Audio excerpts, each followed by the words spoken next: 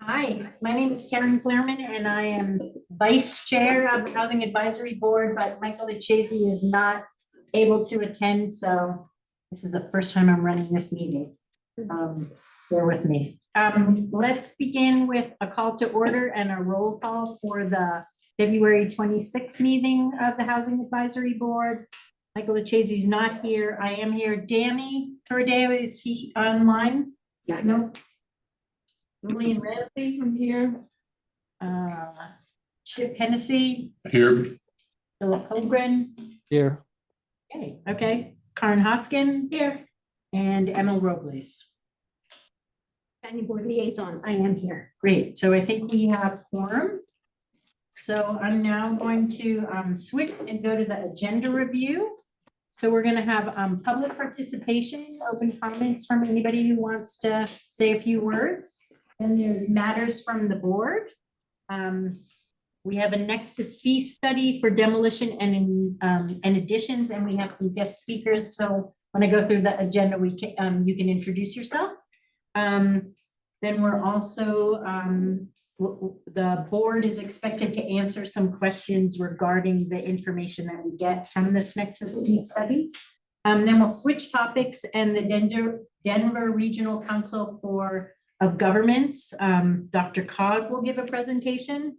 Then we will switch and discuss the HAB quarterly update to council and hopefully approve the draft. We will also do an approval of minutes, matters from staff, and then we will debrief what we've talked about and hopefully end by 9. Fantastic. Can I add one thing? Please. So I may not be here for the staff update. Okay. So we are tentatively thinking that the racial equity training, everybody got the email from our mayor, right? Great. For the April meeting. Okay. And will that be here for the training? Okay. In person, it also has a homework assignment. That will basically take the entire meeting. Great. Okay. All right, so we went slightly out of order. Okay, so Tiffany, do we have any public participation? There's a few people online. Once you ask for participation, they can raise their hands. Okay, please raise your hand if you want public participation, and then Jay, do you mind outlining what the rules are? Thank you. You getting hands, Tiffany? So far, no hands. Let me just repeat, if there's people in the public that want to talk, now is the time. You just need to raise your hand in the video chat. No hands? Okay, let's move on. Okay. So matters from the board. Let's start with the nexus fee study. That'll be slow. Okay. Let me share the presentation.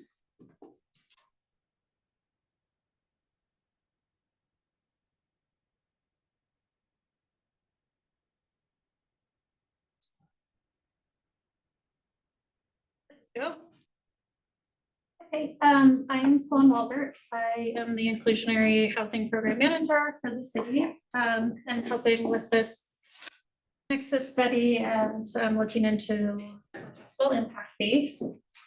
So sort of the intent tonight is just a discussion of the findings of a recently completed nexus study on the impacts of demolitions of smaller, relatively more affordable homes with larger, more expensive homes, and also substantial additions, which also create less affordable housing. The study is necessary for the city to pursue a possible impact fee. And the intent, like I said, is just to present and open up for discussion. We do have our consultant, Andrew Rutchford, is here to present on behalf of the consultant as well. So once I'm done, I'll kick it off to him, and then we can just have a discussion and questions at the end. Okay, so just on the agenda, I'm going to go through some of the background on the project. the city's current affordable housing tools, some background on inclusionary housing and how these types of projects fall outside that tool. We'll talk a little bit about trends, and then I'll go back to Andy to present.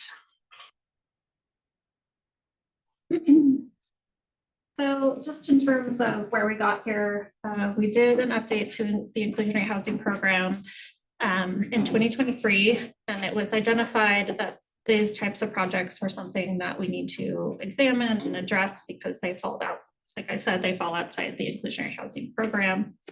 So the intent is really just to look at these types of developments, the removal and replacement of homes, and also substantial additions, however we want to define that. A possible impact fee would just address some of the gaps that we have. And there would be more equity in how residential development contributes to affordable housing in the community. Right now, it's not very equitable in how people are impacted or contribute to affordable housing. And like I said, there are some legal requirements we need to meet to sort of quantify the fee, what impact the fee has on affordable housing and justify the fee levels. So we hired Bruin and Associates of October of last year to provide the research and analysis services. So just to kind of cover the city's affordable housing tools, there are a variety of tools used, including annexation, inclusionary housing. There's some funding tools like property taxes and other impact fees. In 2015, the city adopted an impact fee on non-residential development. And all of those funds go directly into the Affordable Housing Fund, which is dedicated revenue source to support public investment in affordable housing. It also plays a crucial role in drawing additional state and federal funding by leveraging funding. And it's solely for the construction, purchase, and maintenance of affordable housing. So if we did pursue an impact fee, it would go into the fund and be used similar to other tools. And yeah, as you can see on the graphic, since 2015. So this isn't updated for last year, but through 2023 from 2015, you can't really see on the graphic, but we've collected $102 million. What does SRT stand for? What does that stand for? Short-term rental tax. Airbnb and. Yep, every short-term rental that you pay. Yes, pay a fee. Yeah. So wait, the 102 million is just for 2020? No, it's 2015 through 2023. Sorry, that's blocked. Yeah, I was like, I can't Yeah. tell you That's okay. what it's for. So just to cover inclusionary housing, it's a requirement that all new developments contribute 25% of the new housing is permanently affordable. There are some options in meeting that requirement. This, original intent was to provide it on site as part of the development. They can also provide it offsite in a separate development, dedicate land for future affordable housing, or pay the cash in lieu contribution. So developments under 5 units almost always pay the cash in lieu contribution. So most single family homes or duplexes, triplexes pay the cash in lieu. And one of the changes that was made as part of the update was that we changed to a per square foot structure, which scales better with unit size. I think some of you were on the board at the time and kind of remember this, but it results in a more fair burden across different sized units and is also removed an incentive for sort of larger market rate units. That all said, the program also has a waiver for the demolition of units under 4, so 4 or fewer units. If they are removed and replaced within 3 years, you are not subject to inclusionary housing. So a new home on an empty lot would be required to pay cash in lieu, whereas if you purchased a property with an existing home, regardless of size, status, you qualify for a waiver. So this is sort of the gap we're trying to fill through this study. Overall, what % of developments are cash in lieu as opposed to the other methods of inclusionary housing? The vast majority are cash in lieu. That's majority. Yeah. That's changing a little bit, and that's sort of a whole nother discussion. But yeah, and which isn't necessarily a bad thing, just for those reasons I listed before, the ability to leverage funds and you know, have public support of the housing. So this is sort of a extreme example, but this is an example in northwest of us, Northwest Boulder.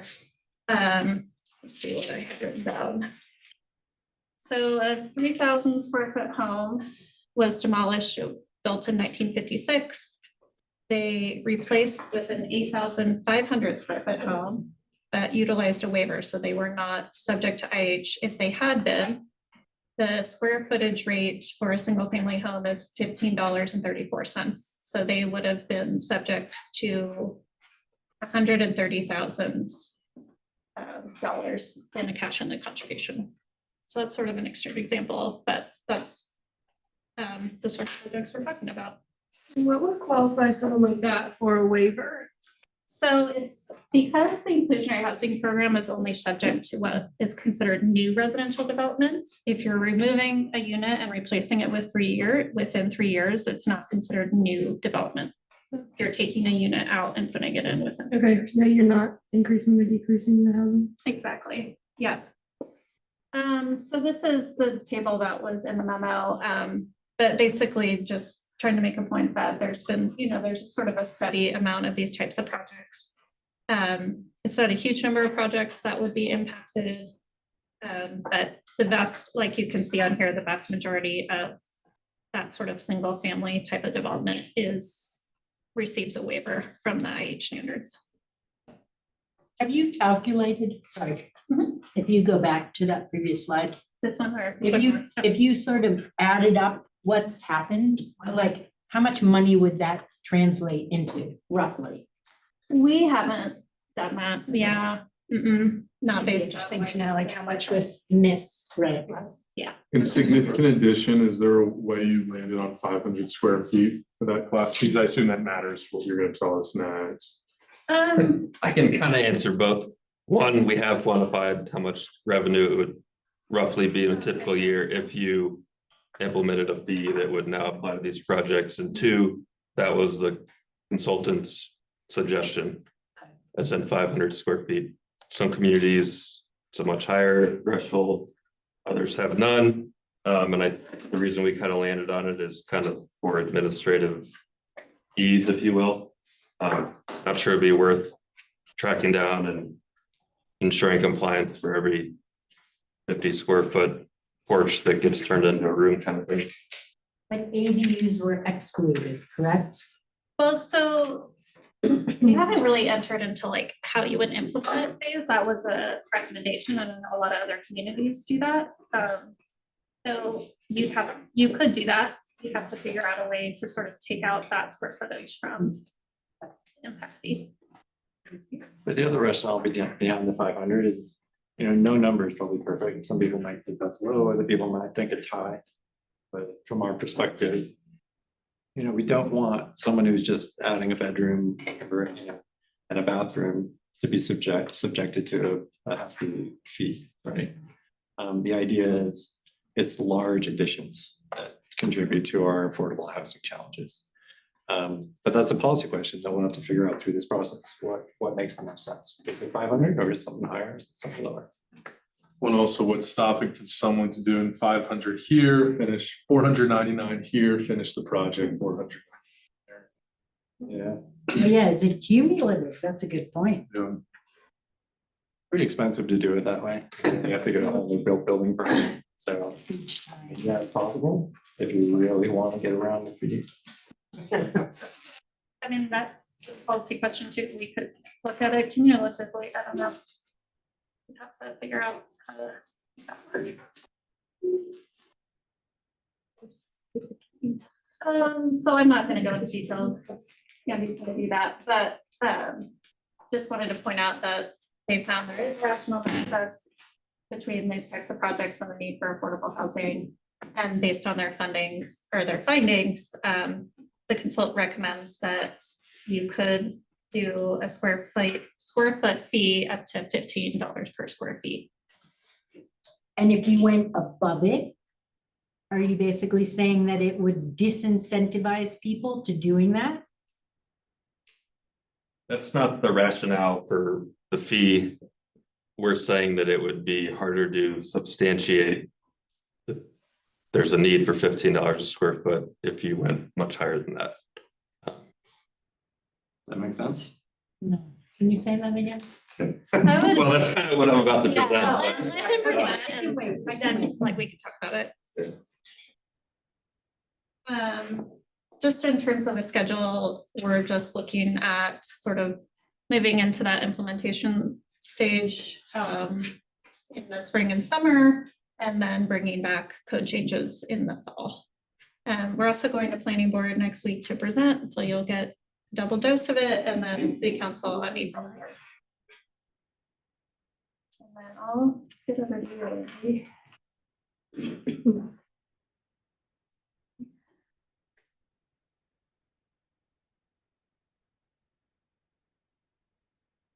It's like we're talking about.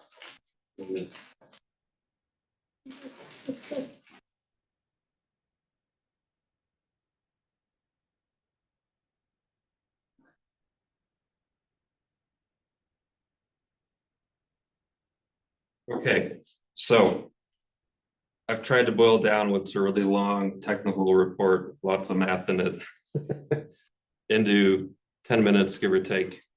And by all means, if you have questions as I'm going through, we can just talk about them. It doesn't have to be I talk and you listen.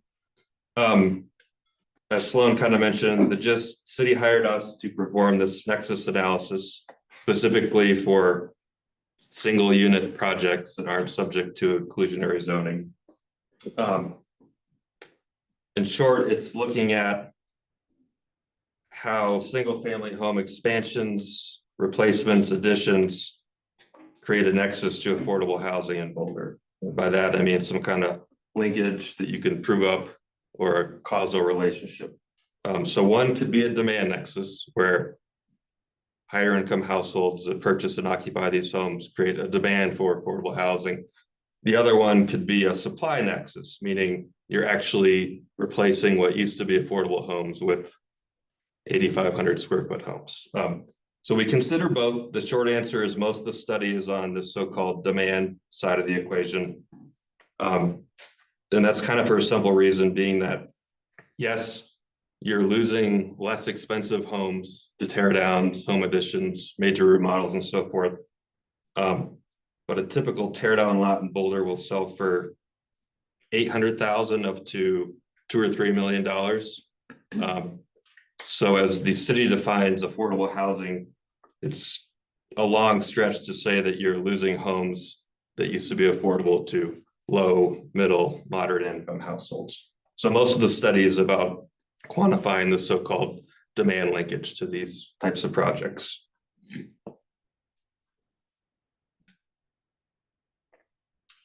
I'm not going to go through all the details, but we came up with three scenarios that we think kind of capture prototypical projects that are happening in Boulder. And the gist is we've got a smaller lot tear down and replacement, which would replace a smaller home expanding by 1,600 square feet.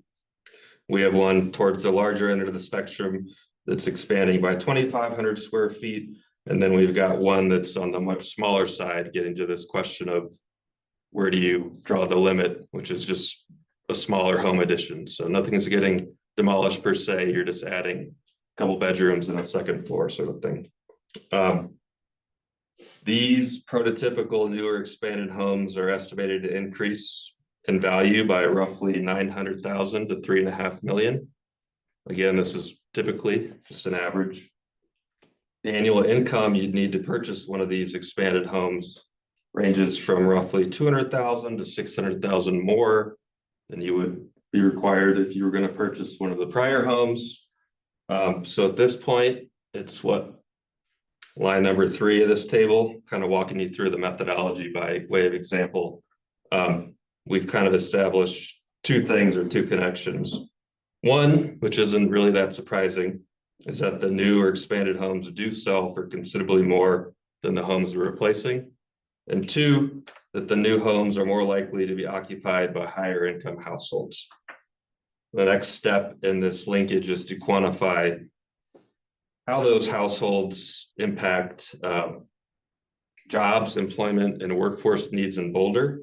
So based on an economic impact analysis of each one of these three typical scenarios, we've estimated that basically a little less than one job or a little more than two jobs are likely to be created in Boulder for each one of these home expansion projects. The last step is then to take, so you've got higher priced homes, higher income households spend more locally on goods and services, they create more jobs, which attracts workforce. The last step in this equation is sort of to estimate the resulting need for affordable housing units to house those folks. That's what I'm going to get to next.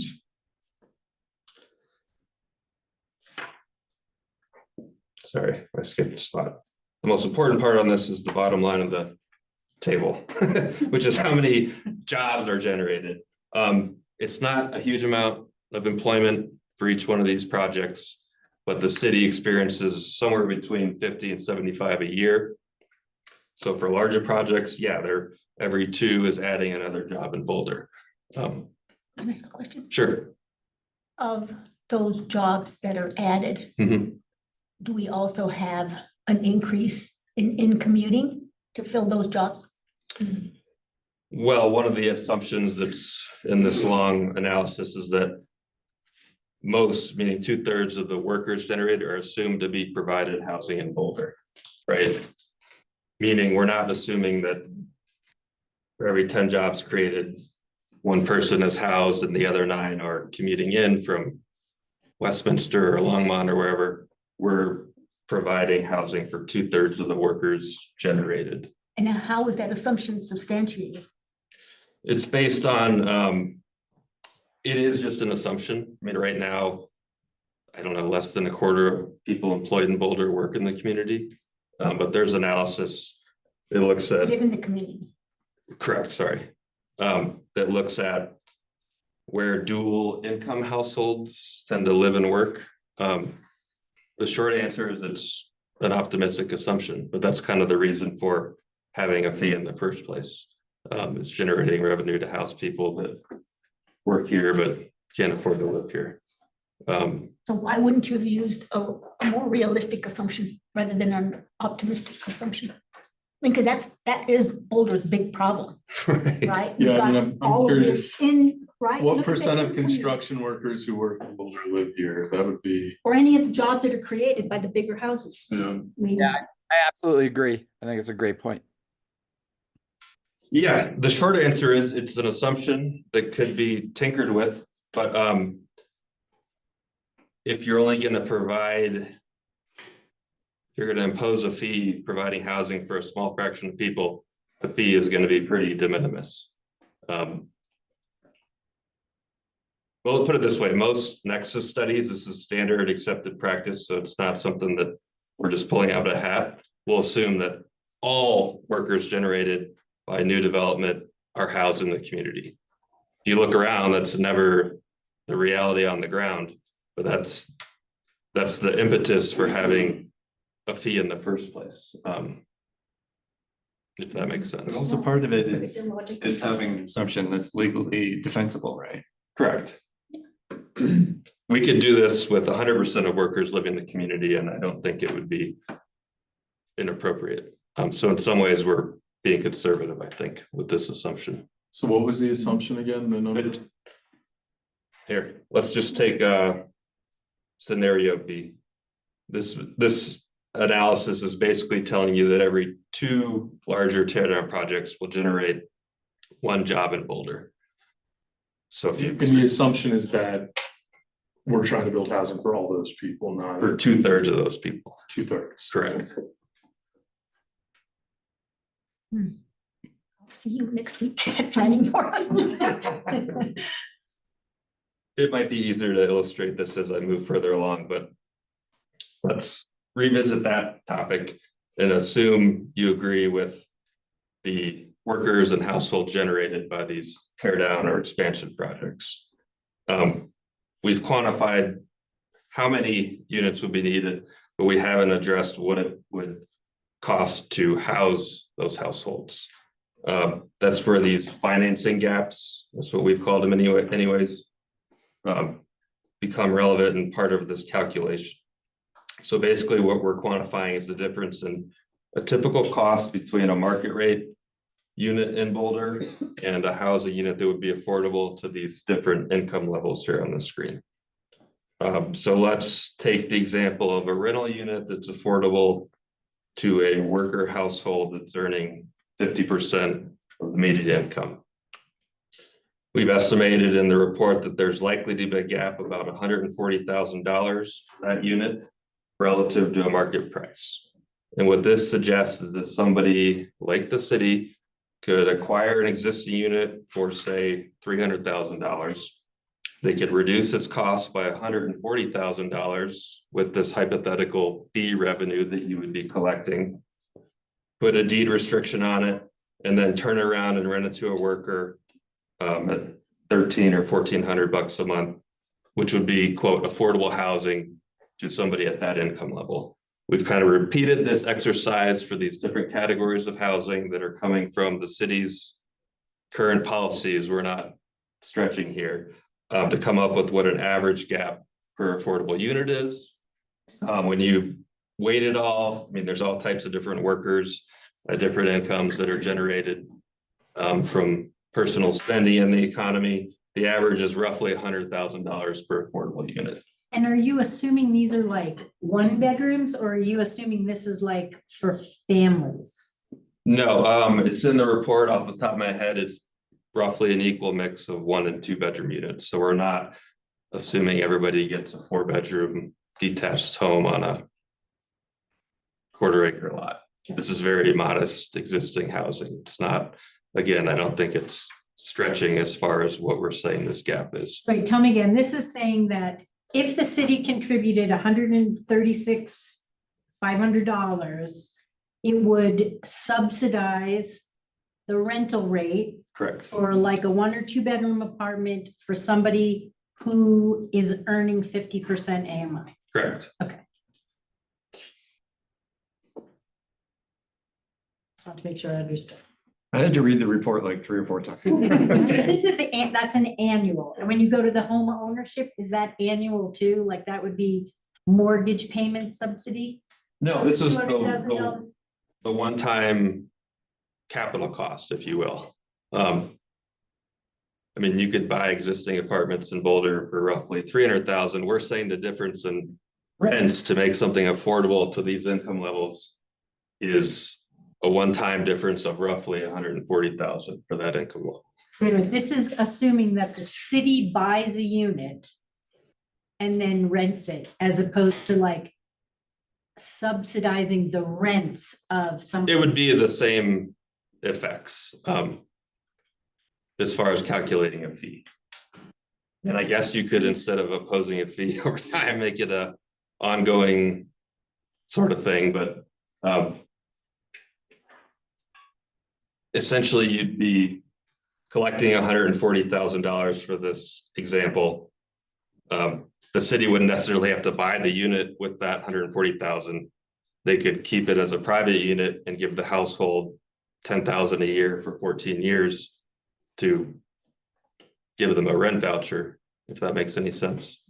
Yeah, it's not like the city is gonna take that money and buy these specific units that are in his examples. That money is combined with Right. state and federal sources, when we talk about how we leverage local dollars with state and federal, and we build opportunistically. But for the purposes of his analysis, he has to make certain assumptions about what the demand is, who it's gonna serve, for it to be a legally defensible feasibility study or nexus study. Thank you. Well said. So the last step in this long math equation, we've estimated the needs as a number of units per typical project. We've quantified what the gaps are It's basically multiplying one by the other here. So the maximum fee for a smaller lot tear down replacement, think of somewhere like South Boulder with a lot of 8,000 square foot lots where you're not building a $6 million home, but you are tearing down and replacing a small 1,000 square foot home. The maximum fee, according to the analysis we did, is somewhere around $25,000 for that project. You go a little larger in size to a larger lot with a bigger home, it's probably around $45,000 per project. And for a smaller home addition, which again was 600 square feet right above this cutoff we made, it'd be about $14,000 per project. Before I get into what we. Can you go back just a little second? Sure. So am I seeing that the smaller, the more modest work that you're doing, you're paying a higher fee? Theoretically, based on the Nexus analysis, yes, the fee per square foot could be a little bit higher. As I'll get to in a minute, we're suggesting just one fee for all projects because this is kind of a, how would I describe it? A byproduct of the sausage being made. It's not to suggest that we're trying to get into the weeds about this size of project has one fee. This, That's yeah. So it's literally just an analytical result, not because we're being sneaky and trying to suggest that the city charge smaller projects more fees and vice versa. I had that same exact question. That was my first one to these guys. But the other piece is that it's a fairly small overall fee, right? What Andy's saying. So you're doing 600 square foot, 600 times 15. Whereas if you're doing a $1,200, that's going to be significantly higher.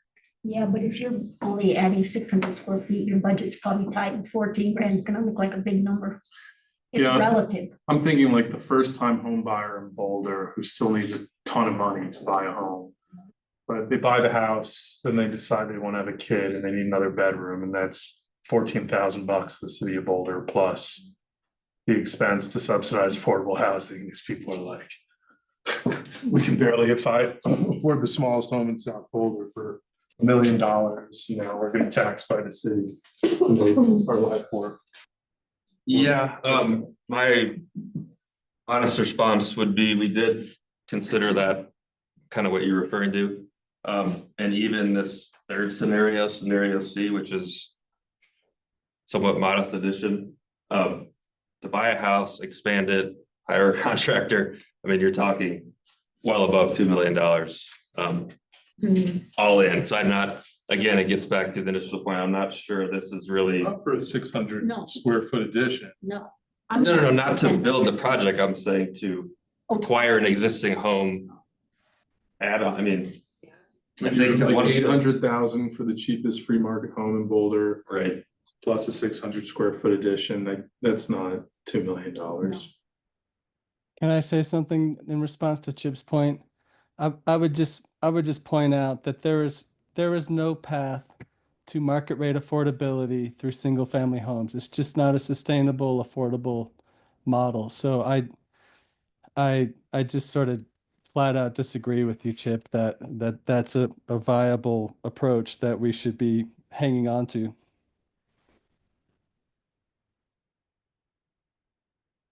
I'll review our recommendations. I mean, this is the first presentation of this, so in some ways it's up for you all to decide.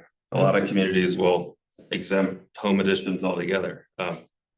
We're just trying to be more thorough and help you work backwards rather than the other way around and say, why didn't you think of this? Before I get to some of those, just some quick examples we discussed with Jay and Sloan. And I think the gist is I forget how you described it, Sloan, but not sure there really are other examples out there that would be directly analogous to Boulder. There's not really that many cities anywhere that even have these kind of fees to begin with. And the ones that do, it's a whole haphazard mix of different ways to do it and which projects are required, which ones aren't. To give you a few examples, Evanston, Illinois, wealthy community, north side of Chicago, another college town.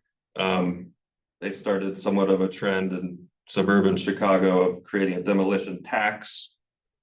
This is, if you demolish 50% or more of a home, you pay a flat tax. There's no discussion of how large the home is, what it's replacing. Denver, just down the road, they have linkage fees that apply to any residential project smaller than a certain threshold, including single family homes. They exempt home additions less than 400 square feet. Los Angeles, huge urban municipality, they exempt home additions smaller than 1,500 square feet, but they have higher fees for projects that do apply. Aspen, they have, I don't want to misstate what they're called, but basically mitigation requirements that would apply to the types of projects we're talking about. There's complicated formulas about how much of the home you demolish and what's the fee schedule that applies to you, but the gist is the fees are very high, $40 to $50 a square foot. Our recommendations are just based on the analysis we did from Boulder. We're not just trying to copycat other places, although I think the results are similar to the fees you already do have for single family projects that would apply, which in a way gives me some comfort that we're not misstating or overreaching anything. So we've suggested, as Sloan mentioned, just to have the 1 per square foot fee that would apply to above ground area. So we're not talking about finishing a basement and so forth. We've suggested the city should phase in the fee to see how it goes, and then thereafter, periodically adjust as conditions change. Lastly, we've already discussed this, but we've suggested exempting smaller projects. Could be less than 500, more than 500. It's not really going to change our analysis per se. We've suggested exempting ADUs. And then some communities like Denver, they'll make reasonable exceptions if your home is destroyed in a flood or fire or something to that extent. On the topic of, well, how much revenue have we been missing out or leaving on the table? Considering the typical number of projects in a year that occur, that would meet what we're talking about, as in more than 500 square feet, at a $15 square foot fee just across the board, we think it's probably around $1.2 million. So $1 million to $1.5 million a year of additional revenue you could use along the lines of what Jay suggested.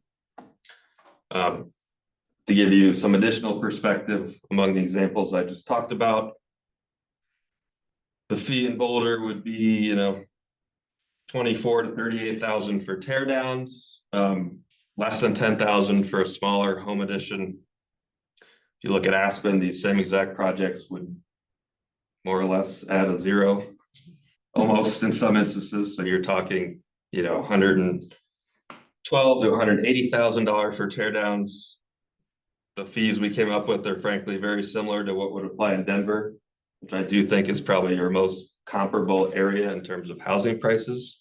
The median home price in Aspen is like 14 million. So Boulder is very expensive and in the same state, but I'm not sure that it's the same situation. And there's a whole section of the report that gives examples if you want them. I have a question. Yeah, I was going to say I'm done, so let's talk about it. The question, the elephant in the room obviously is land value. Boulder has got the green belt, and that Right. makes our land finite.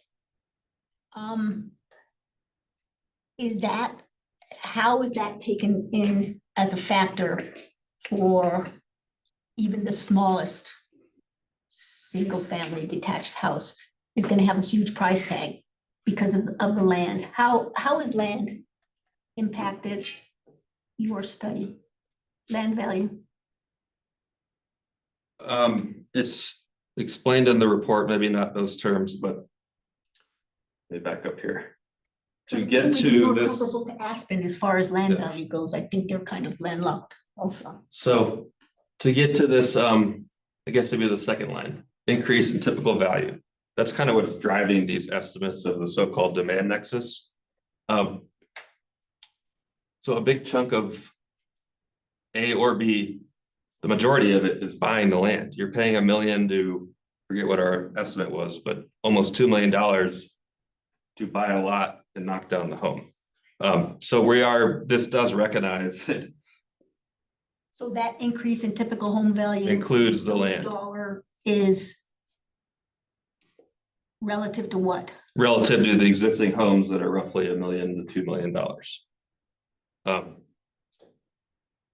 If that makes sense. No, it doesn't. That's okay. I'll read closely before I the think meeting next I week. think, correct me if I'm wrong, but what you're getting at is like, in Boulder, so much of the value of real estate is tied to the land, not the house that's sitting on it. You know, the houses in South Boulder are worth what they're worth because the land they're on, not the fact that they're this mid-century ranch with 1 bathroom. And I think you're saying the like formula here is purely tying into square footage as opposed to like land value. Is that right? I just wonder, I mean, it's such a significant factor Yeah. in kind of personalizing the results to Boulder rather than this is just, looking at a process of land value being increased by doing demolitions and additions. Boulder's got that basic land cost that I would think would skew things. It's reflected in here. We didn't copy this from another city. It's all, I mean, we researched it. We talked to builders, frankly. So we're well aware that the reason I mentioned at the onset, you're not really losing affordable housing is because the lot in South Boulder is worth $1 million to somebody else. So the way I would describe it is the reason you're seeing this happen in Boulder is because you have high land values. This doesn't even happen in, frankly, the eastern part of Boulder. It's very specific to Broadway and West, more or less, based on what's happened in the last several years anyways. So yes, it would be a citywide policy, but you're not seeing tear downs in Gun Barrel area. Because the land value is not as high. It wouldn't be financially feasible to buy somebody's home for $1 million because there's a different housing market. So I'm kind of speaking nerdy economist language, but I'm not worried that we're not capturing what you're referring to, which is yes, I think in a way we're confirming it. The land values are high. There's a market for these types of homes and people are willing to pay frequently millions of dollars just for a lot. Just kind of proving your point. So in your analysis, Mhm. are there any strategies that can be brought forth that starts to kind of neutralize land value? No, we're specifically looking at this one nuanced topic of what fee could be legally defensible for the projects that you're not Right. imposing anything on right now. She's asking you if you have some ideas how to No, I know. Jay? Well, I guess, Solve this problem. my gut reaction to this is this could potentially be very controversial politically. Just, we're proposing a tax on homeowners in Boulder. Like that's who's gonna get taxed by this, no one else. And for $1.2 million, that doesn't seem like a ton of money to me.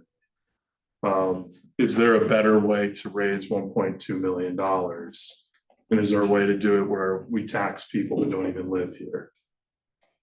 Because that's more politically palatable. Are you talking about the replacement homes or the additions?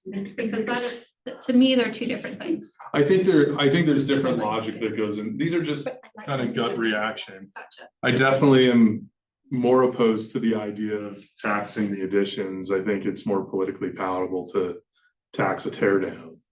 But I think we have to sort of listen to the community and say to what extent does this upset people who live here and vote here. And when I say, tax people who don't live here, I just think like we have other taxes, like Boulder makes a ton of money off of sales tax because we have so many people who live here have to pay sales tax too, but we also have so many people coming in and shopping here. And then we generate all this revenue off of people who don't live here. The 1.2 here would come exclusively from landowners who presumably live in Boulder. So, it's just, Well, not where do we want to necessarily, generate our well, they may money? not already be here. They may be That's true. buying a modest home and then demolishing it or renovating it to reflect what they want it to be. And so I think 1.2 million it won't solve the problems, but if it provides funding so that there's a larger bucket of money to create more affordable housing, then it's sort of, yeah, taxing the wealthier to support the less. And I Yeah. agree with you, Karen. I think, there's a good distinction, that whole notion between a remodel and a tear down, but really, when we're talking about making recommendations, which is a really big part of it, I think, making recommendations to exclude remodels under a certain square footage, et cetera, then you're really kind of starting to point it at the area you want to point it at. And then it starts hitting a really important thing. And it's not 1.2 in lieu of generating revenue somewhere else. It's 1.2 that can be captured because this has been going on, and it really ends up, and I absolutely agree with the points that were made regarding, having to have this legally defensible. But, that said, the reality is then you lose the ability to capture the cost of some of the esoteric loss of neighborhoods, et cetera, right? And South Boulder's, excuse me, a poster child for that. So I think it's great. I think it's really important to do. I think it's a Achilles heel right now because there's nothing going on it. And I lived in South Boulder, and I can tell you, there's people who lived in South Boulder and whose kids went there could not find a house there, in large part because every house that was bought became a tear down. It's endemic over there, and so something like this helps to deal with the accounting of that. It's not going to stop it, but it helps generate revenues, and it helps kind of put that balance out there, and help send a message that we're worried about how we affect neighborhoods by letting this go without having the same kind of expectations that we'd have on other developments. So that's my thing with it. I mean, I think it's great. I think the study's great. So, Well, I think to Denny's point, when analyzing this, we should address it from the perspective of generating revenue, but also how much do we want to deter people from changing the character of their neighborhood? There's two goals, or I wouldn't say there's two goals, but there's two outcomes associated with this policy. One is making money for affordable housing, and the other is it's just going to deter development. And I think we should look at both angles. I think, and maybe you could talk to a little bit about this, the feasibility analysis that you did. Yeah, so part of a legally acceptable nexus study is you have to take what you're recommending and conclude that it's not going to make projects infeasible, or else you wouldn't be allowed to have whatever the fee is in the first place. At least they'd be at odds with one another. So I don't think the fees we've come up with, for most projects, they're not going to be enough to deter somebody from purchasing a home and completing a new $4 million home. We're talking around 0.5% of the prices these homes would sell for. So yeah, some projects, if I'm a homeowner and I might have done that addition and now I got a $10,000 fee, maybe that's what scratches it off my list. But I think for the most part, it's not going to be deterring this activity. And my thoughts or impression on this topic, having done studies like this all over for a long time, is there's two types. One is we're going to have a fair nexus and we're going to generate revenue that we're not collecting to compensate for whatever impacts are created. It's an honest thing. The other type is we're going to do a study and we're going to make sure it results with fees that are so high that nobody in their right mind will ever tear down a home in Boulder. And we don't know which side we're on. We did more of the first side. But I think it's going to be hard to make the fees so high because it would be very challenging to defend them if and when the wealthy homeowner sues you, which does happen in places like Aspen, which have gigantic fees because it's worth their while to do that. So let me make sure I understand. Let's say I'm scenario B and I'm going to renovate a house that's now going to be worth like $3.5–4 million. I only have to pay $37,000 to get a Sure. Well, yes, I feel that's like what I'm saying. Not very much. So let's be clear about what a renovation is versus an addition. Right. So if you're renovating existing square footage, this doesn't apply, right? Just want to be clear about that. Yeah. It's only if you're adding another room, another floor, adding to your footprint, right? But if I'm adding to my footprint and as a result, I'm gonna have a $3.5 million house. Mhm. I feel like $37,000 is like, they probably spend more on bathroom tiles. Like, I kind of feel like that's not, Well, and I would say that's scenario B, what was it, like a 3,500 square foot home or something like that? So since it's a square foot fee, if in that sort of extreme example, it would be much higher because it would, it'd be 8,500 square feet times 15. Does that help? I don't know, I just wonder if 15 is too low. Maybe not for the scenario C, but if we're trying to, Wasn't it $23? What was the $23? in reference to? It was $15 to $20 when you do the math we've laid out. So we're suggesting you avoid getting into the weeds and just pick one number. Could be 18. There's just a backup to suggest why it's reasonable, but to your point, again, the purpose of this, the nexus is that you're charging a fee that's proportionate with the needs or the impacts you're generating. So And what percent of the 1.2 million that's generated goes into enforcing this? Like how much is left over? I assume the money, we're gonna have to enforce this somehow. People have to go out there, do inspections, you're gonna have to pay city salaries. Is that good work? we haven't made an estimate of that, but Yeah. that's one reason for picking a minimum cutoff for projects that would, So I for small projects, it probably wouldn't be worth the costs and benefits of administrating it and collecting the fees, but that's more for city staff to answer, I think. Your typical So, development review project. Oh, sorry, go ahead, Danny. I was gonna say, so about 15 years ago, we did this in Summit County with an impact fee, very analogous.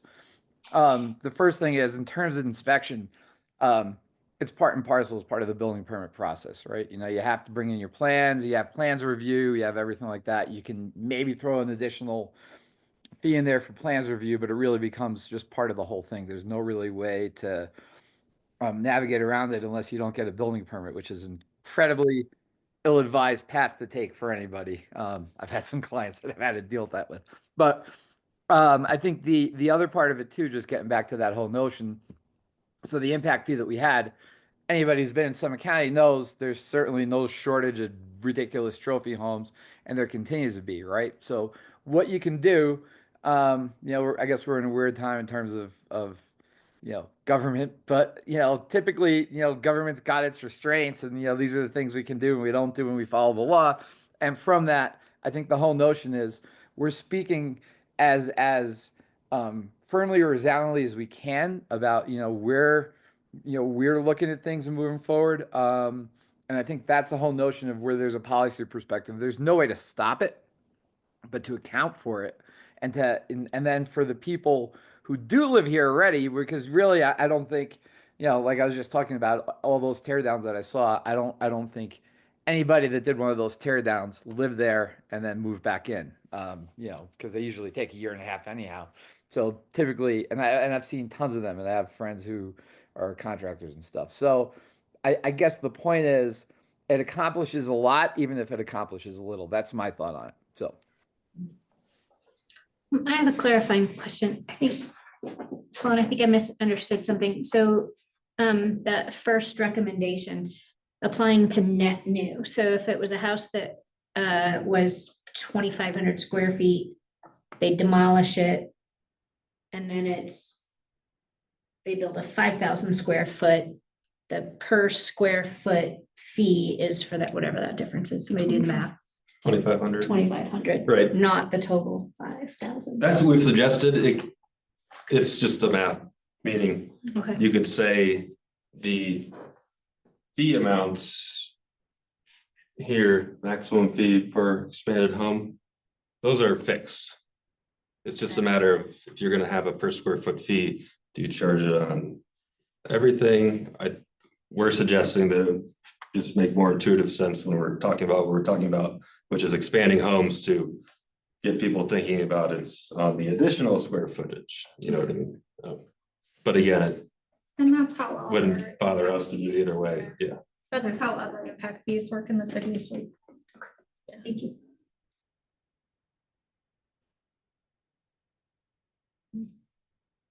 Ready to go to the questions you want us to answer? Are you done with your presentation? Yes. Is everybody Thank done you with for their- tolerating me. Is everybody done with their questions? It was a very helpful presentation. Thank you.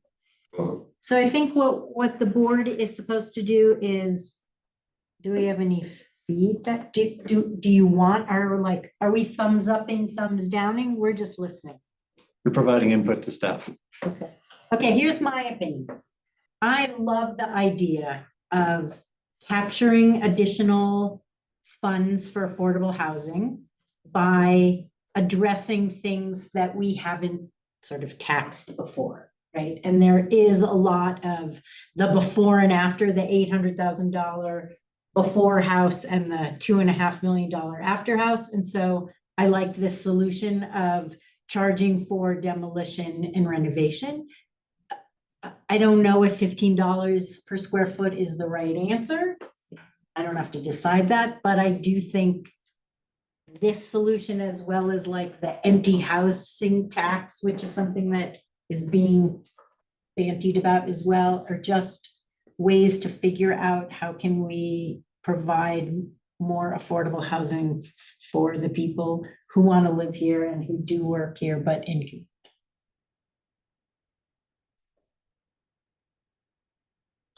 I like that point. I mean, tax policy, that's one of the big tools government has. I like the idea, we have to tax, we have to generate revenue, but we can be selective in how we do it. And I don't love the idea of taxing someone who owns one house and lives in it and taxing them on the work they need to do that to that house to make it more livable for them or their family.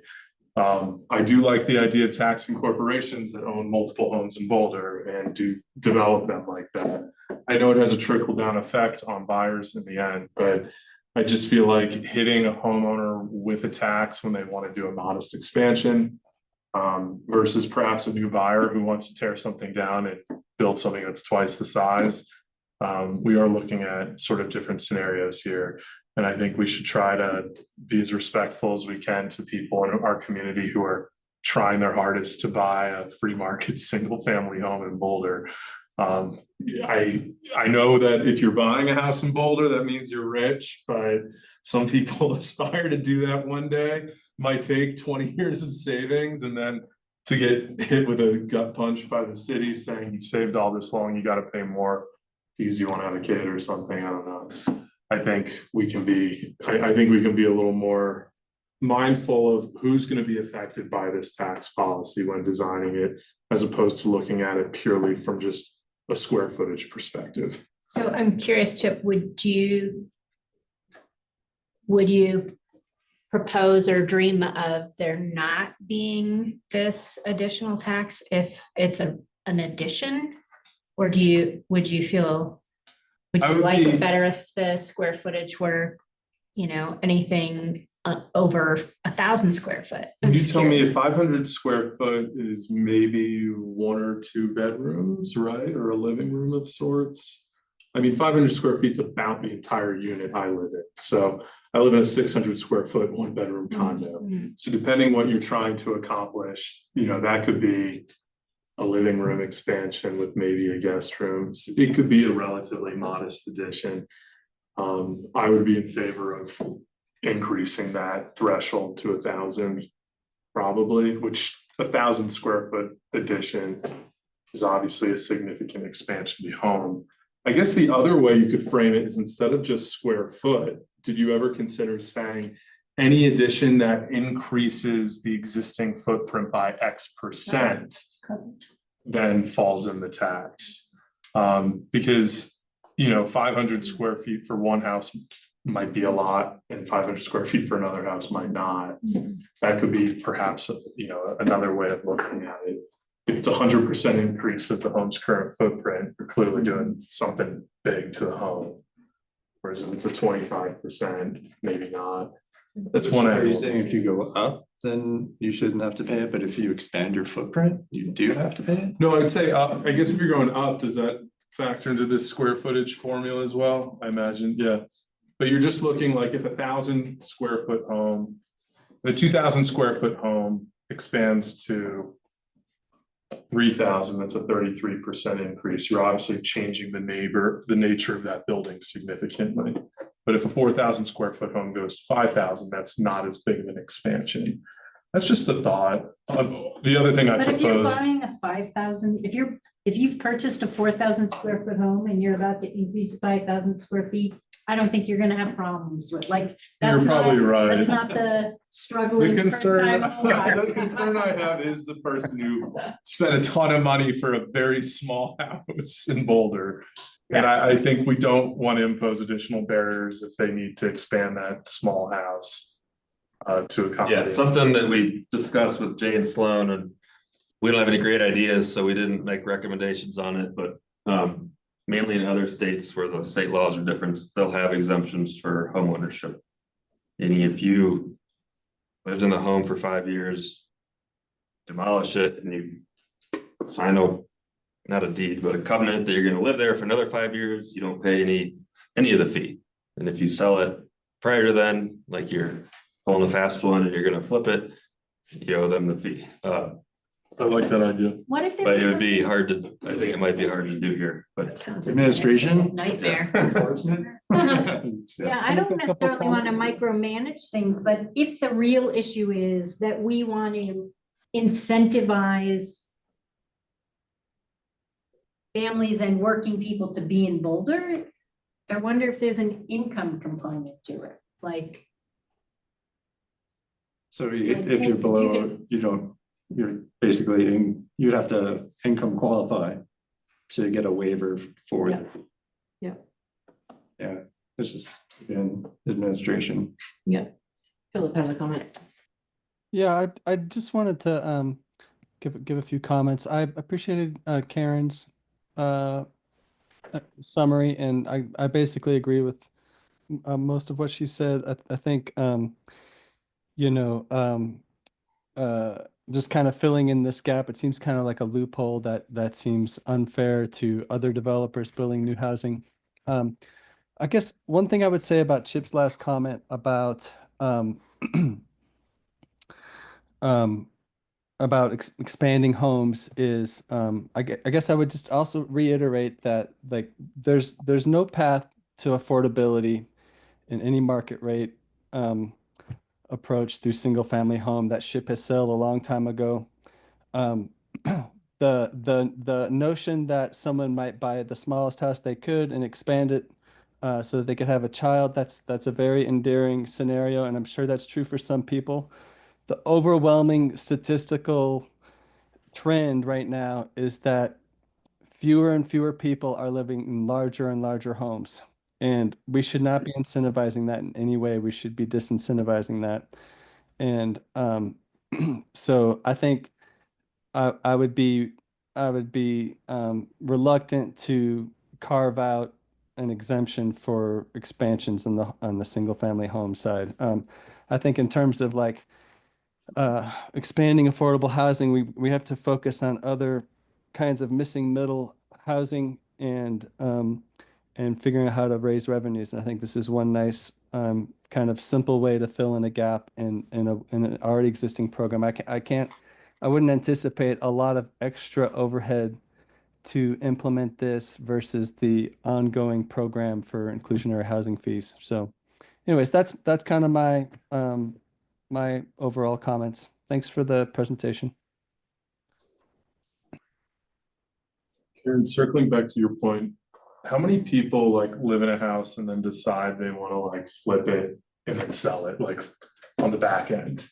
Like, I feel like it's mostly people buy a new and then flip it to live in it, or a developer comes in and just flips it. But how often do you see someone who's lived somewhere for 15 years, at the end of 15 years said, I'm gonna do all this work so that I can sell it for a bigger profit? Is that in your line of businesses, that seems like it would be less common to me, right? So I tend to do more commercial, not residential. I Yeah. do think that before you sell your house, you spruce it up a little bit, Sure. right? Like you'll paint, and make it look better, but I don't think you're adding rooms. Yeah.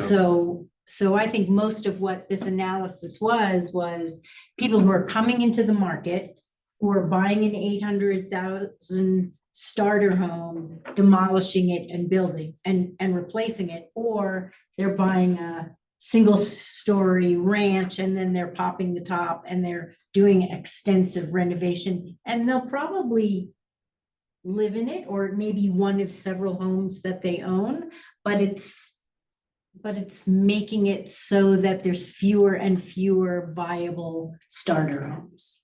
Like I'm really in support of this concept of a homestead exemption for people get a break for living in their house and that's their only house and living it, as opposed to the developer who owns 10 houses or someone, this is their auxiliary home. And perhaps maybe like an exclusion for someone who has lived in their house for a certain amount of time. I think we want to make housing, and Philip, I 100% hear you. It's even if you own one house in Boulder and it's the cheapest house in Boulder, you must be doing well, and that's not particularly affordable. But I think to the extent we can give people a break when they are that this is my only house in Boulder, as opposed to the person who, this is one of my 7 homes that I visit. But if it's your only home and it's worth $5 million, like, I don't know that I want you to have an exemption. Like, I think the goal of this is to either retain starter homes, or if you can't discourage McMansions, at least generate funds from the McMansions to support affordable housing. So I understand your goal of like, oh, can you just give a break to somebody who finally purchased a house? But if they purchased a house for $2 million, I don't know that or renovated a house so that it's now worth $2.5 million. I don't know why I'm giving them an incentive because they're gonna live there. Well, here's a hypothetical. What if we doubled or tripled the fee that said if you've lived there for 5 years, you don't have to pay? That makes that more palatable. So can I suggest, instead of having this policy discussion now, we wait? Yeah, I think that's something we should sleep on. So So good just point. to share with you the study. So part of the other feedback we wanted was the process that we're proposing, because there has to be, community engagement. We're just sharing the consultant's report right now. And these are all things that are gonna have to be discussed in more detail later time. So anything else that you want to share with staff? Thank you for your analysis and thank you for sharing it with us. Yeah, gave us a lot to think about. Yeah, thank you. You're welcome. I have a kind of a broad question. Sure. Can I ask a Yeah, question? absolutely. I tend to. So the goal of the project, as I understand it, the way it's been presented, is to do this study and as a means to understand how it impacts housing and affordability or not. So the problem of scrapes and large additions has an impact to the land, right? Just coverage, etc. We lose groundwater recharge, higher heat islands, etc. So there's land consequences, there's neighborhood consequences, changing the character of the neighborhood. Suddenly you have no views anywhere, it's all locked in.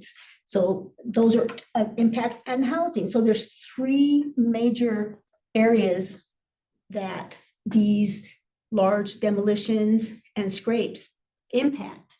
And I'm just wondering, were the impacts to the land or the impact to the neighborhoods, did those play a role? And if not, why not? Were you instructed not to only to look at?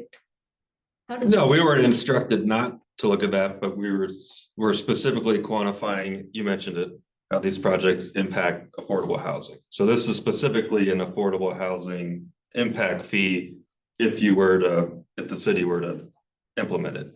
I suppose you could. These other categories, Sustainability and. right, have an impact fee, but I'm not smart enough to figure out how you would quantify that in the dollar amount as far as Yeah. changing neighborhood character and, you know, I know there's property rights and lawsuits all the time about views, so that's pretty well established, but, That's a tax. Well, it's just, Well, there are- you know, when we look at policy in Boulder, if we don't look at it holistically, you know, that, like we talked about, the housing creates jobs, but do those jobs create more income commuters? I mean, you gotta look at the whole. And I think, I mean, I live right here in this neighborhood. And somebody was talking to one of the online people about South Boulder being completely evolved. Well, Newlands is, you know, you wouldn't recognize it, right? So the impacts are both soft and hard. And it seems that to capture, at least, if nothing else, say we understand that there's these other things as well. We're only gonna look at this piece, but to acknowledge that it's in a context that we talk about livability, we're redoing the Boulder Valley Comp Plan this year, which are the values and aspirations for the city. I think that these kinds of, anytime we take on a study or look at how do we solve problems in our city, it makes sense to at least start holistically and then say, well, we're going to reduce it down, but we're not going to forget, you know, that there's these other things that are being impacted as well.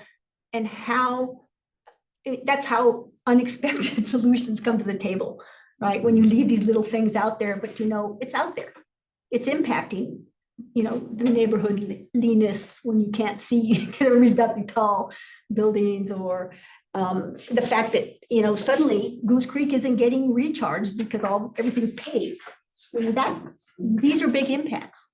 And I'm just, you know, nothing particular about your beautiful study. I'm just curious that we don't, or how do we I think that's put really the question, holistic right? lens? So what we identified is a big gap.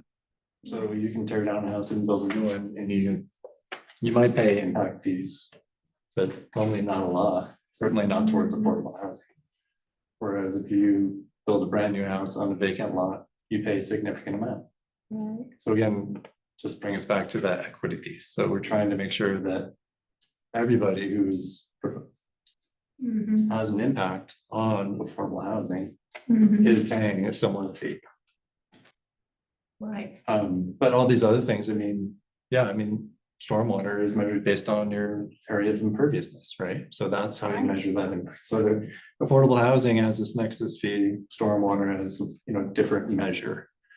So it's figuring out what is the appropriate measure and how do you assess the We can fee take down associated old with trees if they're on private property. And I mean, that. Right. So It's a very or how do you curious- mitigate? You know, some cities, if you tear down a tree, you have to plant, you know, X number of right. trees of a certain diameter to replace however much diameter you took down. Right.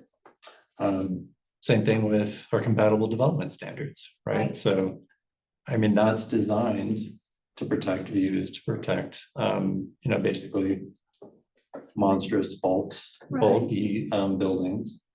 Right. But it's applied citywide, right? So Right. they still have to meet all of those things to achieve those community objectives, right?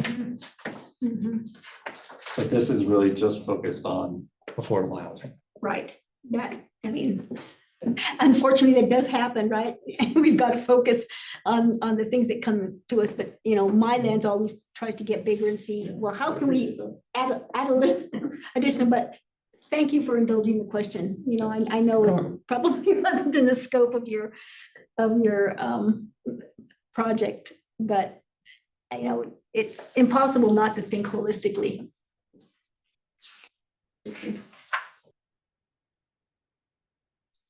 Right. Thank you.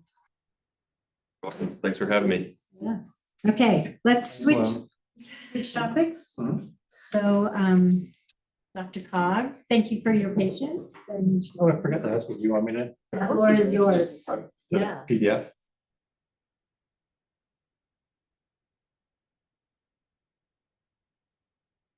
Stop sharing here. Let me start.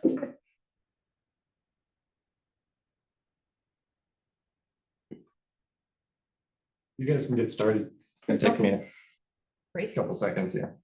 Well, thank you so much for having us. I'm Sheila Lynch. I didn't get to meet everybody before the meeting. I'm Sheila Lynch. I'm the Director of Regional Planning and Development at Denver Regional Council of Governments. And I'm joined by my colleague, Beth Feldman, All right. Keep going. who is our Manager of Data Science and Analytics. And we're really excited to share the work we've started around housing, and we hope it's helpful to the city of Boulder. And we thought I'd start with a little bit of background on Dr. Cobb. People probably generally know who we are and the work that we do, and then a little bit of background on why we entered into this conversation around housing.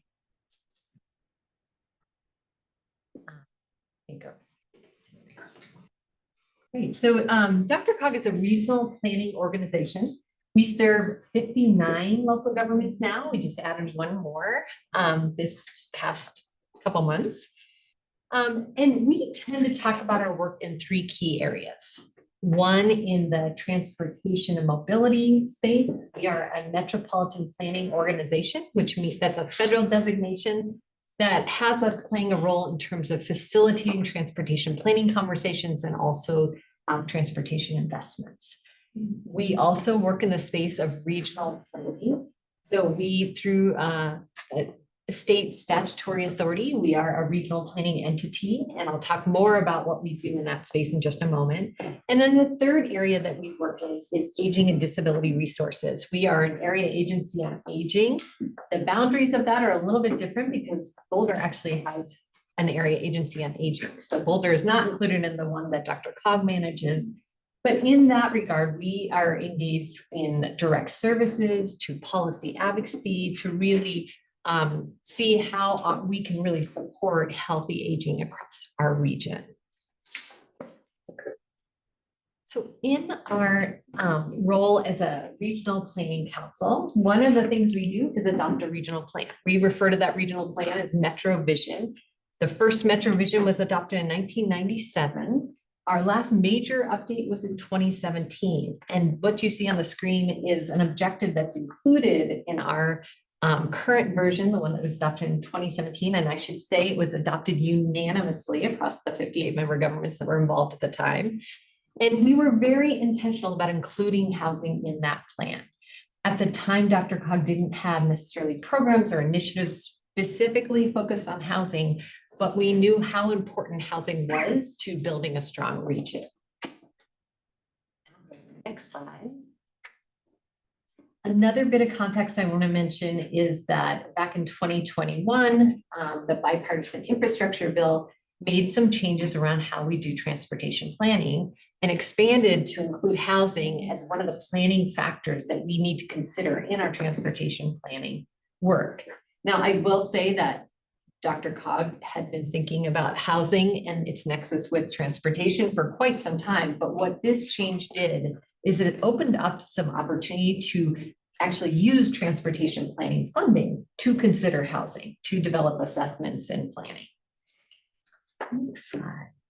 So one of the things that we are basing our work on is the construct of that housing markets are regional.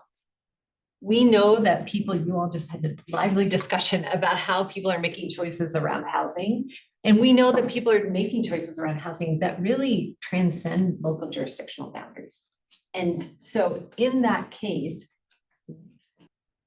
we realize that in thinking about housing and moving towards creating solutions around housing, we need to be thinking at the regional scale.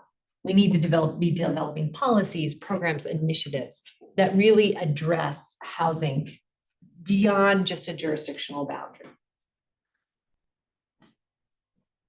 So when Dr. Cog launched this work about 3 years ago, one of the things that our local governments told us was that there are many great things happening around housing at the local level. You all were just discussing wonderful policy that you may consider. And I know Boulder has done many other both policy initiatives and programs to really address affordable housing across your city.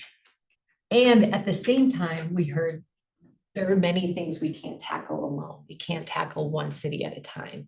And so in that, our board had some very intentional conversations about, okay, so there's a need to convene regionally around housing, but how should we start that work?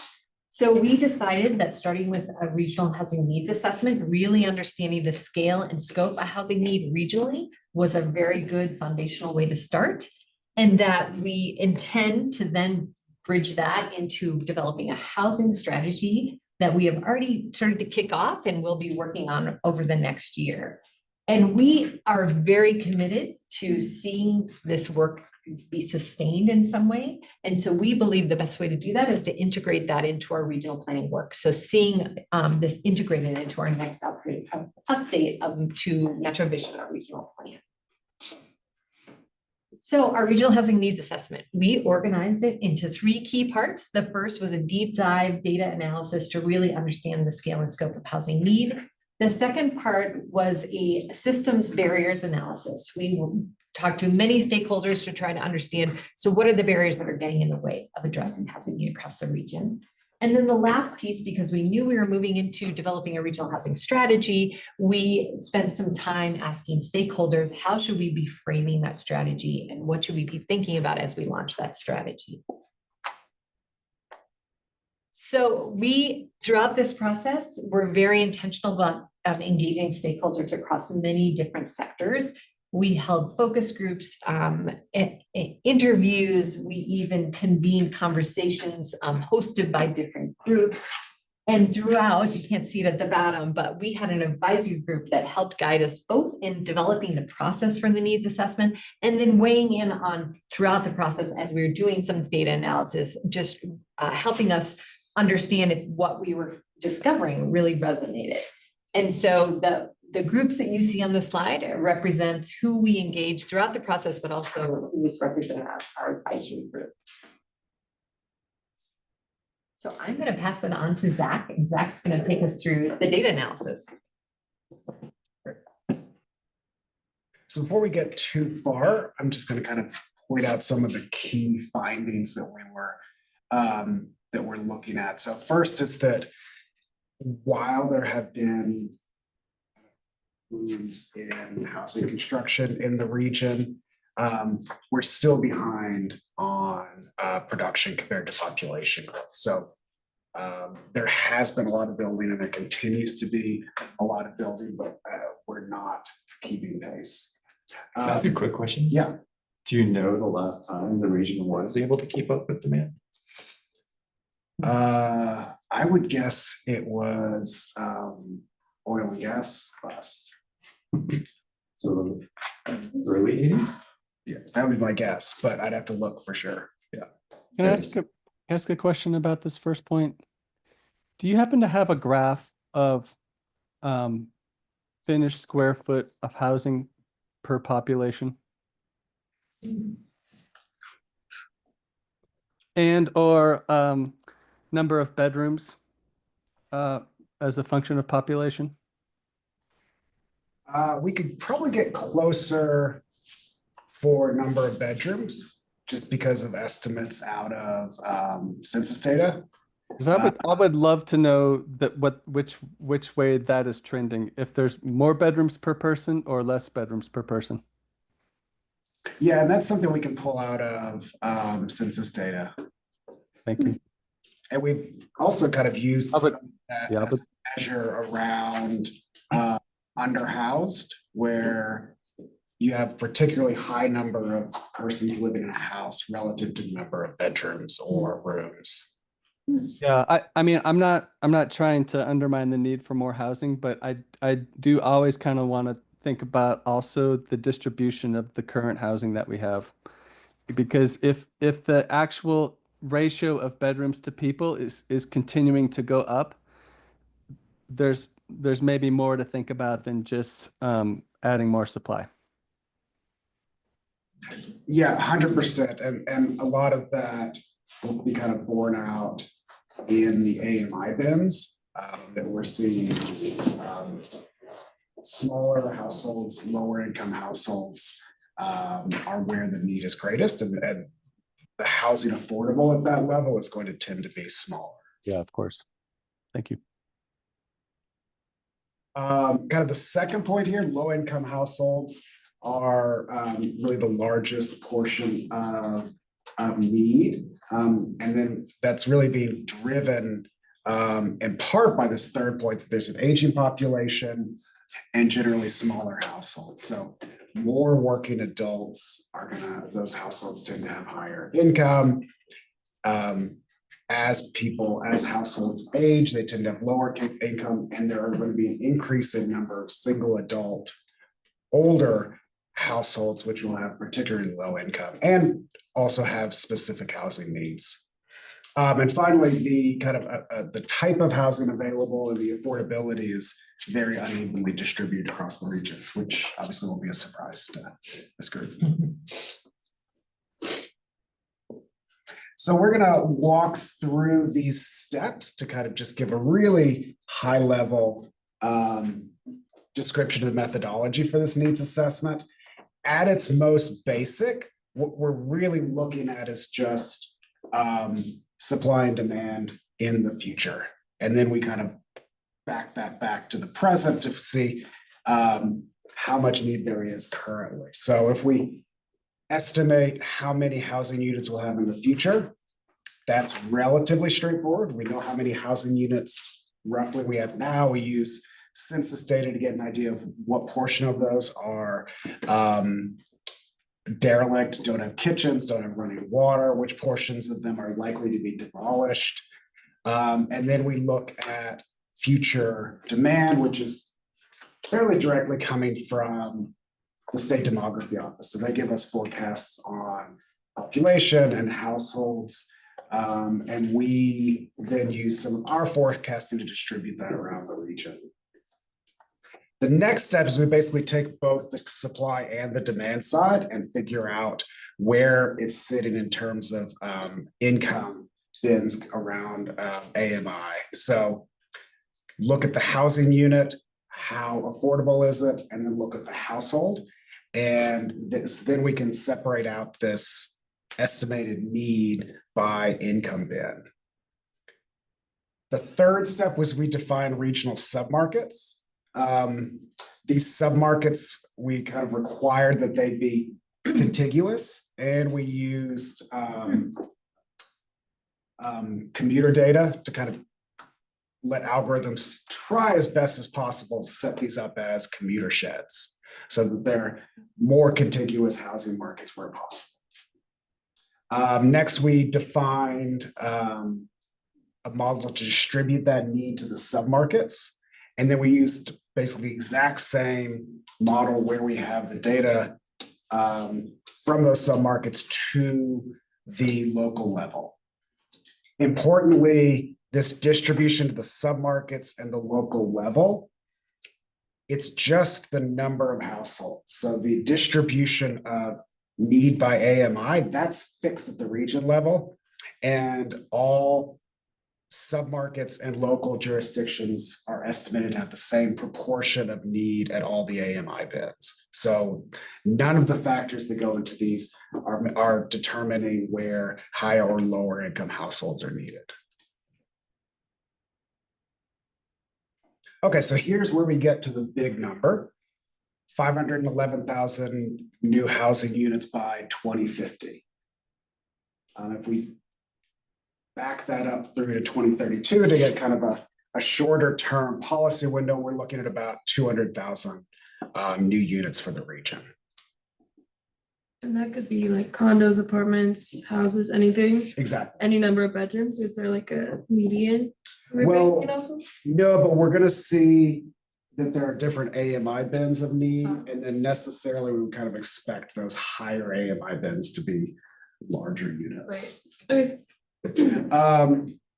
Here we've broken out the current need separately from the future need. Current need is coming from two places. One is an estimation of what we kind of call missing households. So we looked at historical headship rates in the census data and then compared those to current. So are there more adults living together that wouldn't have previously? Are there more children that have moved back home?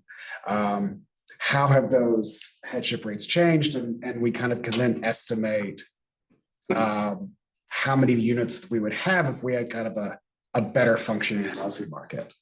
The other piece of current need is for unhoused households, and that's mostly coming from service outreach from Metro Denver Homeless Initiative. So they gave us counts of persons and households that have reached out for services, and we make some assumptions about household size for households as opposed to persons to end up with a homeless number. Roughly, that's probably in the 30 to 35,000 for the unhoused households, and the remainder being kind of missing households. Here we can see the AMI breakdown. So the shaded box is the current supply, and then the section at the top is the need by AMI bin. So we can see there's still going to be a fair amount of need for higher income or higher income housing units. But the bulk of it is going to be in these 0 to 30 and 30 to 60 AMI bins. Something to consider about this this methodology is that what we're really looking at is out into the future, if we kind of rearrange everybody into levels of AMI and try to ensure that the households are not housing burdened, this is how we kind of hit those levels. So there are going to be people with lower income living currently in more expensive housing units. There will be people with higher income living in less expensive. This analysis kind of matches everybody up into their AMI bin.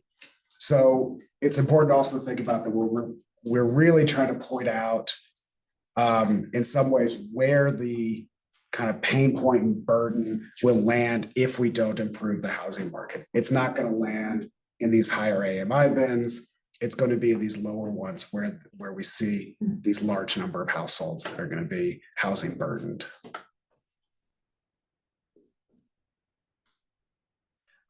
This is just pointing out the submarkets that were defined. We used some algorithms to kind of try to get commute sheds, except for the West, because it's mountainous, and Demography Office has much tighter restrictions on what they expect to be going on in that region. And these are the jurisdictions that fall into each submarket. You'll notice that they sometimes land in multiple. So Boulder is in both the north and the west. That doesn't make a lot of difference for the estimation itself, because the estimation is done at the census block level and aggregated back up. So it's not like double counting. Exactly, yeah. Next slide. Sorry, I was engrossed. Wow, it goes all the way to Silver Plume.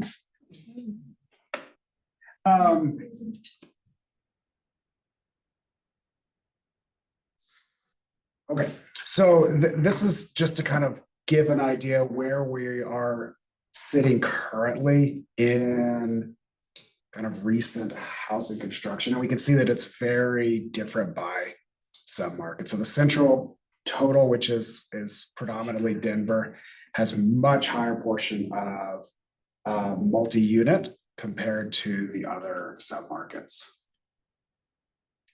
Next slide. Sorry, I'm still. Wait, yeah, of it's multi-unit west. or of one unit? Of multi-unit of 5+. The blue is, The darkest blue bar. also looks like there's a lot of single family development in the southeast, which I imagine is eastern Arapahoe County. And Douglas County, Castle Rock, Castle Pines, Lone Tree. Where they have something we don't, land. Boulder's in north central, did you say? Boulder is West? in Partially in both. north and west. West doesn't really have much going for it there. Yeah, so west, predominantly the way the counties, the Demography Office says county level. forecasts, and Gilpin and Clear Creek County are not expected to grow much based on demography office forecasts. Wait, sorry, so you're talking about Boulder County spans two different, not the city. Oh, this is not the city, Boulder. City of Boulder is in. Well, actually, the city of Boulder as well, I think, cuts into a little bit of that, because these are based on Puma geographies from the census, and those don't hit any boundaries. Right. Those can just go anywhere. So there is a tiny bit of Boulder, city of Boulder in west, but it's Okay. it's minimal. That's why the west is so low, is Yeah. because it's probably not most of the city of Boulder. Yeah, we're talking up tiny bit of Boulder and then up into Okay. Jamestown. Got it. Sorry. No, that was the, like, I almost didn't see the west because there's like basically no permits. Yeah, Keep going. yep. So far, we've really been kind of looking at the big number for the region. These are the kind of factors that are used to distribute it down to the submarkets. So current population, future population, current jobs, future jobs, current transit, future transit, commute times, additionally affordable units.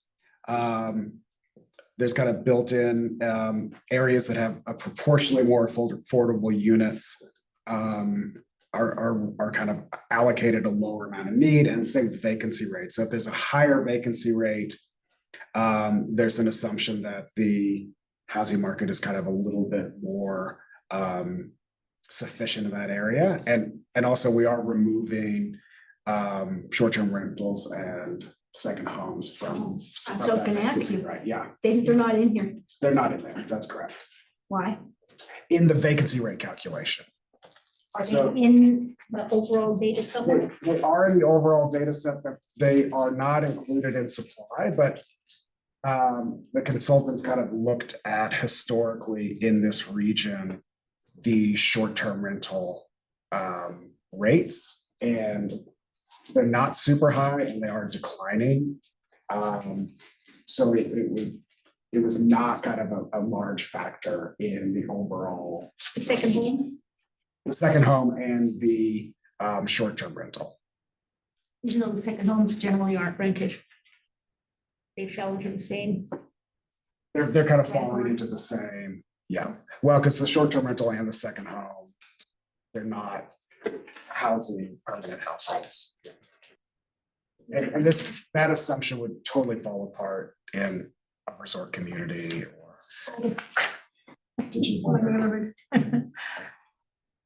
Next slide. And so here are the submarket numbers, and we can see that 0 to 30 and 30 to 60 is the biggest chunk here. And you can also see that proportionally they're the same across the submarkets, because that proportion into each income bin is fixed at the region level and then filtered down. Next slide. And here is Boulder. So 10,000 units, roughly 6,000 of them for the lowest AMI. So wait, is this county or city? City. And in our dashboard, we also have additional information about what is driving that allocation of need to each jurisdiction. And for Boulder, a lot of it is employment and access to transit. Both of those are really high. High current employment, high future employment, and high access to transit. Zach, just to clarify, this is the 10-year or 8.5-year projection. Oh, sorry, yeah, that looks like there's a typo. That's a 2023 to 2032 projection. So Jay, will we have 6,000 new affordable units built the next Right? 7 years or 8 years? Probably not, since we only have 4,000 right now. How many units do you generally build a year in Boulder, do you know? Our average over the past 10 years, I want to say it's 147 per year. Some years are 1,000 much in higher. 10 years? And also. And this is based on jobs. Is that what you're saying? That's a good portion of it is, so if we actually go back one slide. Back. Yeah, so these are the factors that that go into this allocation to the submarkets, and then where available, they're then used for allocation to the local jurisdictions. Boulder has a fair amount of current population, but the future population isn't that much higher. But Boulder has a high current jobs and a high future jobs. So that tends to be what's driving a lot of this estimated need for Boulder, in addition to transit. So when you say we need 6,000 more affordable units, principally to keep up with the job market here, we do a great job at building housing, but it's not gonna happen. Does that just mean 36 gets more crowded? Is that? So I think if we bump to the Denver one, or Boulder, sorry. It's important to kind of keep in mind that this is just the needs assessment stage. That what we're pointing out is in this analysis is where the pain points and the burden of lack of housing is going to land. It's going to land on 0 to 50 and 50 to 80 paying more than 30% of their income on housing. So it's unlikely that, and it's impossible, we're not going to be building affordable units to get our way out of this, but all across the housing spectrum, a full range of strategies will hopefully produce a better functioning housing market.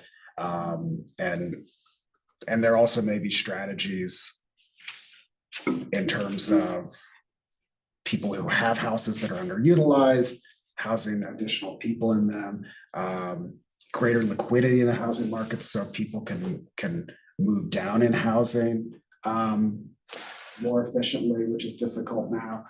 There's definitely kind of a hopefully will be a full range of strategies. So we definitely want to emphasize that the expectation is not that 6,000 nearly fully subsidized units are going to be built.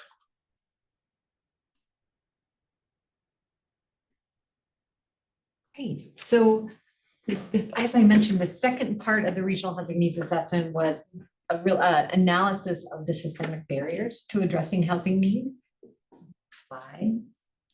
So we engaged over 200 stakeholders to have conversations about what were they experiencing. And this is groups, as I mentioned before, from developers to service providers to local government staff.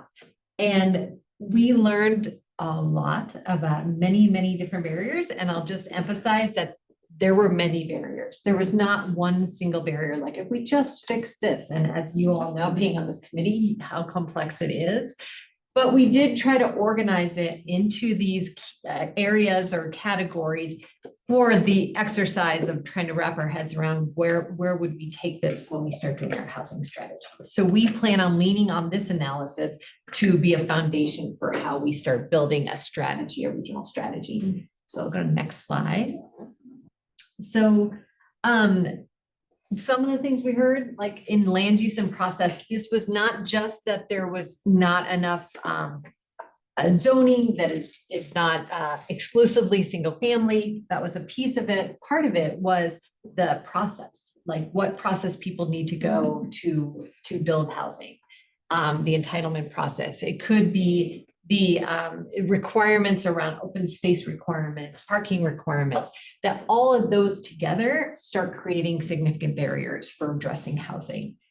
The other piece we heard was around infrastructure. And this was a really complex conversation because in some ways it was simply there's just not enough funding to address the needed infrastructure to address housing or to build more housing. In some jurisdictions, it was the complexity of addressing infrastructure. For example, we have some communities, mostly on the west side of our region, where they have upwards of 30 water and sewer providers in their local jurisdiction. And so the complexity of working with 30 different entities on whatever the given project is just creates increased time. And with some of that, what we heard too is that there's great variation in infrastructure in districts that provide infrastructure. And there may be different approaches to capital improvements. And so while a city may be articulating a certain areas for growth, the infrastructure providers that are not necessarily run by the local government don't necessarily have that same vision for growth. And so that just creates significant barriers in the process. Next slide. Development costs, you all mentioned some of these here tonight, the land values and water supply in some areas. Other things like workforce is becoming a big barrier and increasing development costs. Funding and financing, one of the things we heard loud and clear is that our typical financing approaches or strategies are really overtapped. And so what do we do about that? And how do we create either different funds to address those gaps or really think about leveraging different resources? And for example, land, like one of the things we heard a lot was, could we be leveraging, a publicly owned land for a housing development? The last category, we really just bundled it into this idea of community will and collective action. And some of that is local resistance to housing development.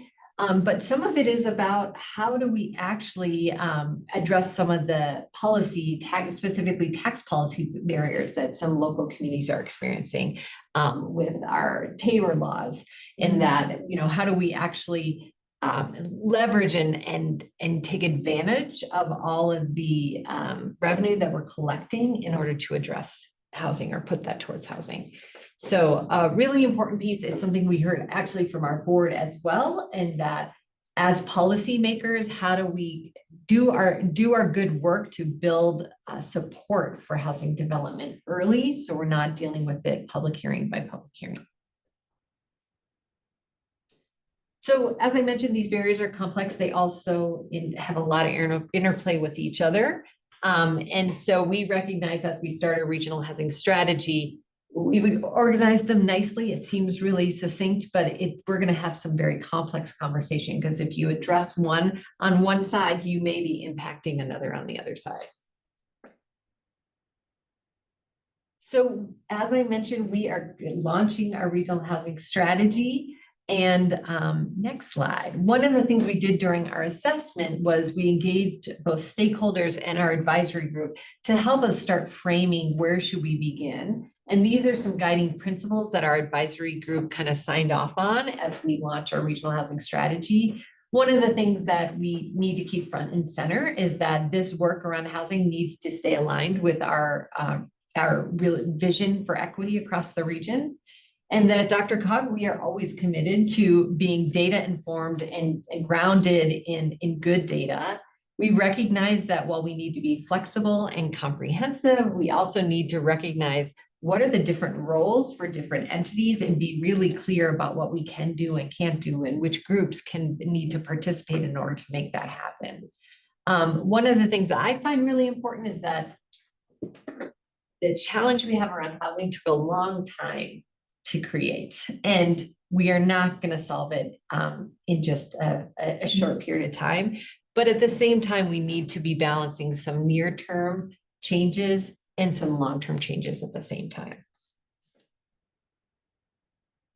So I had this slide earlier in the presentation, just want to reiterate that DRCOG's commitment is to do this work and to integrate it more fully into our regional plan in the end, so that we can keep these policies and strategies that we come up with through this process centered to our regional planning work. That's it.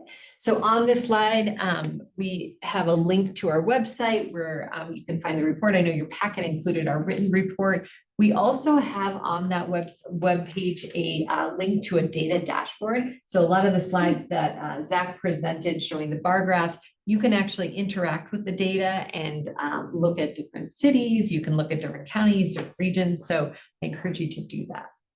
But just thank you so much, and happy to answer more questions if there are any.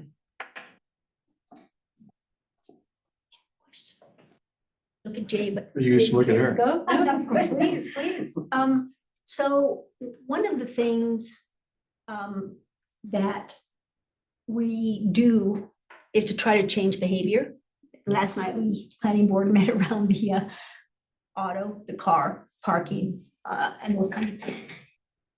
How is, or does the changing behavior around housing impact the way you translate and make predictions with your data?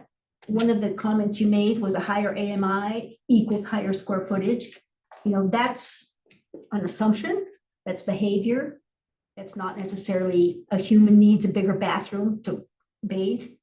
So I'm just curious, because we are at that kind of point in reality where we can't keep doing things the same way again and again and again and expect new outcomes. And so we're seeing that with the way we deal with our cars by changing up just from the state level down. How do we store cars and how do we use cars, and et cetera, et cetera. Is that playing a role in how we think about housing moving forward? Changes in behavior? Yeah, but I think completely. I mean, I think if we take a more holistic look at what 30 years is going to look like, if we have a better functioning housing market, it may mean a lot of normal changes in what people consider like normalized housing for families and older adults, that it may be more condos and townhouses and much denser living. I think that's all going to be part of it. Particularly, there's an interplay with water and traffic and air pollution and noise. Those may also put restrictions on where people want to live and could actually push to kind of more environmental and more sustainable structures. This is all a bit speculative on my part. Right, I mean, you guys aren't in the strategy phase yet, but you know, like in Boulder, we're right now just trying to herd ourselves toward 15-minute neighborhoods, which have to do with walkability, which have to do with, you know, local and all those things that you're talking about. And in some ways, changing the behavior, you don't need to get in your car to do almost anything. It changes the way we use land, and it changes the way we think about dwelling. Do we have to have the yard? Do we have to have the detached? But it almost seems that to change the behavior, those stories or those potentials have to trickle along with the process and not just show up at the end, right? It's just like, how do people go from the thinking of the detached family house or the single car in the auto industry to being more engaged in a more communal way of both sharing the neighborhood, the streets, and the way you dwell. So it'll be interesting to see how those stories come forward, those data points. How do you gather those data points of change? I don't know. I have one small follow-on comment to ML's point, and that is one of the cartoons at the very beginning showed a single family homes on a cul-de-sac, very car dependent. And you might just consider changing that graphic as a way of motivating how people think about future housing. Right.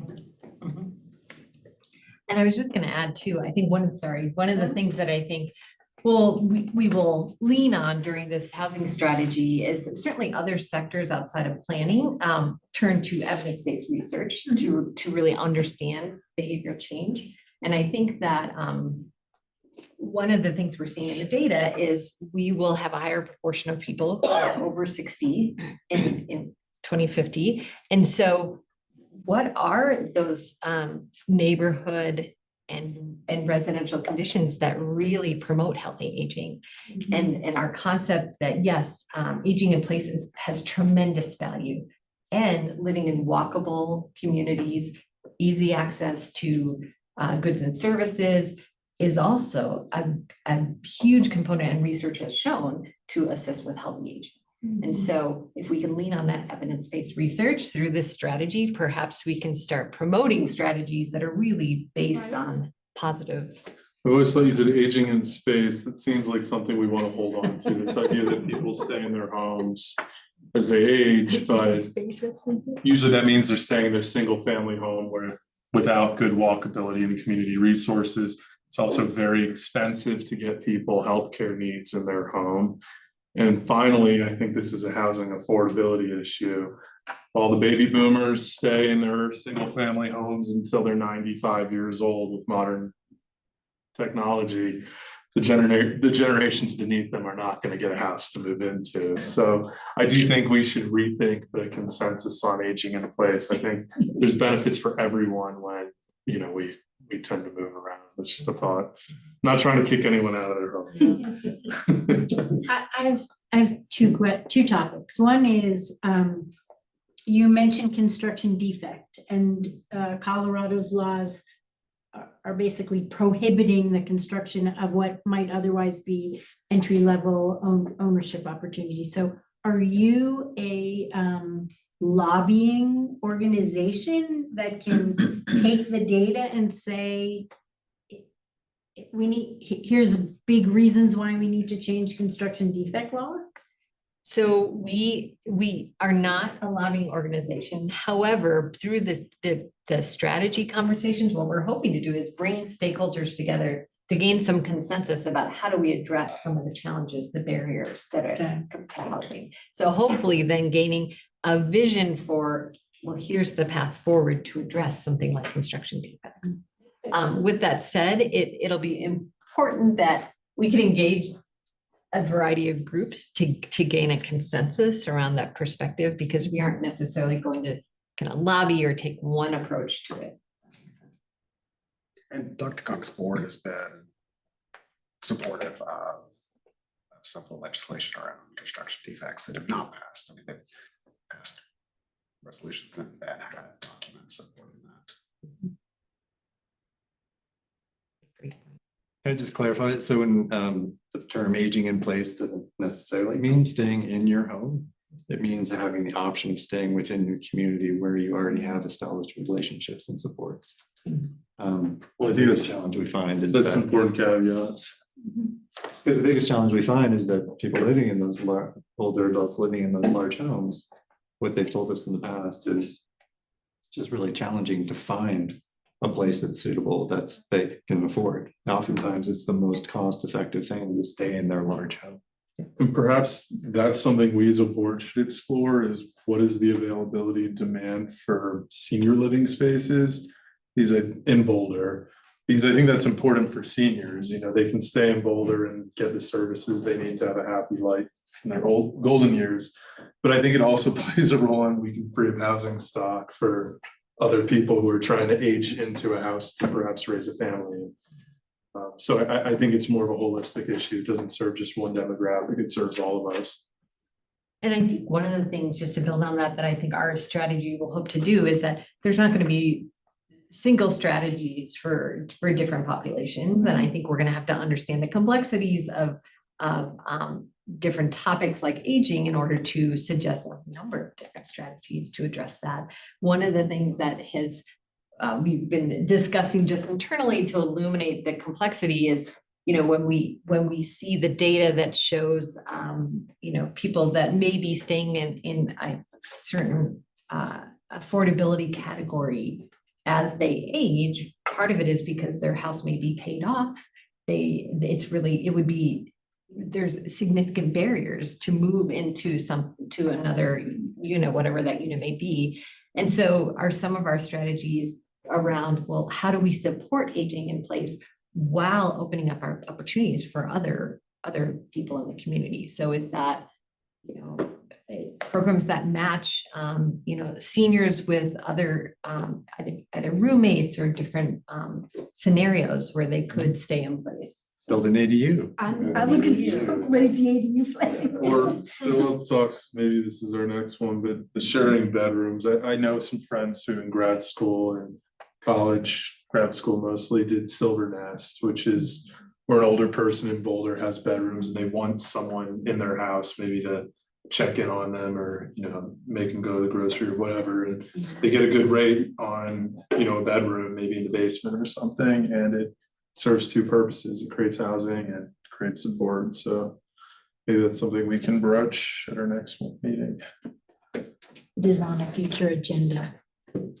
Work plan.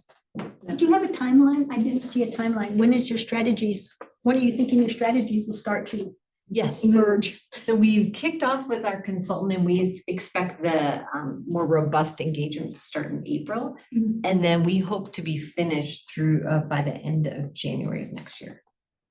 Strategies ready to A strategy, yes, be yes. be And our, presented? and as far as deliverables, I mean, our goal is to understand implementation. I'm not sure we'll have it all figured out by next January, but at least we will have heard from stakeholders, understand which strategies seem more feasible and where there's momentum and frankly, partners that are willing to engage in those strategies. So do you find that some of these communities in the west and central and whatever are more supportive and collaborative and participatory, and some are like, leave me alone, we're doing it on our own?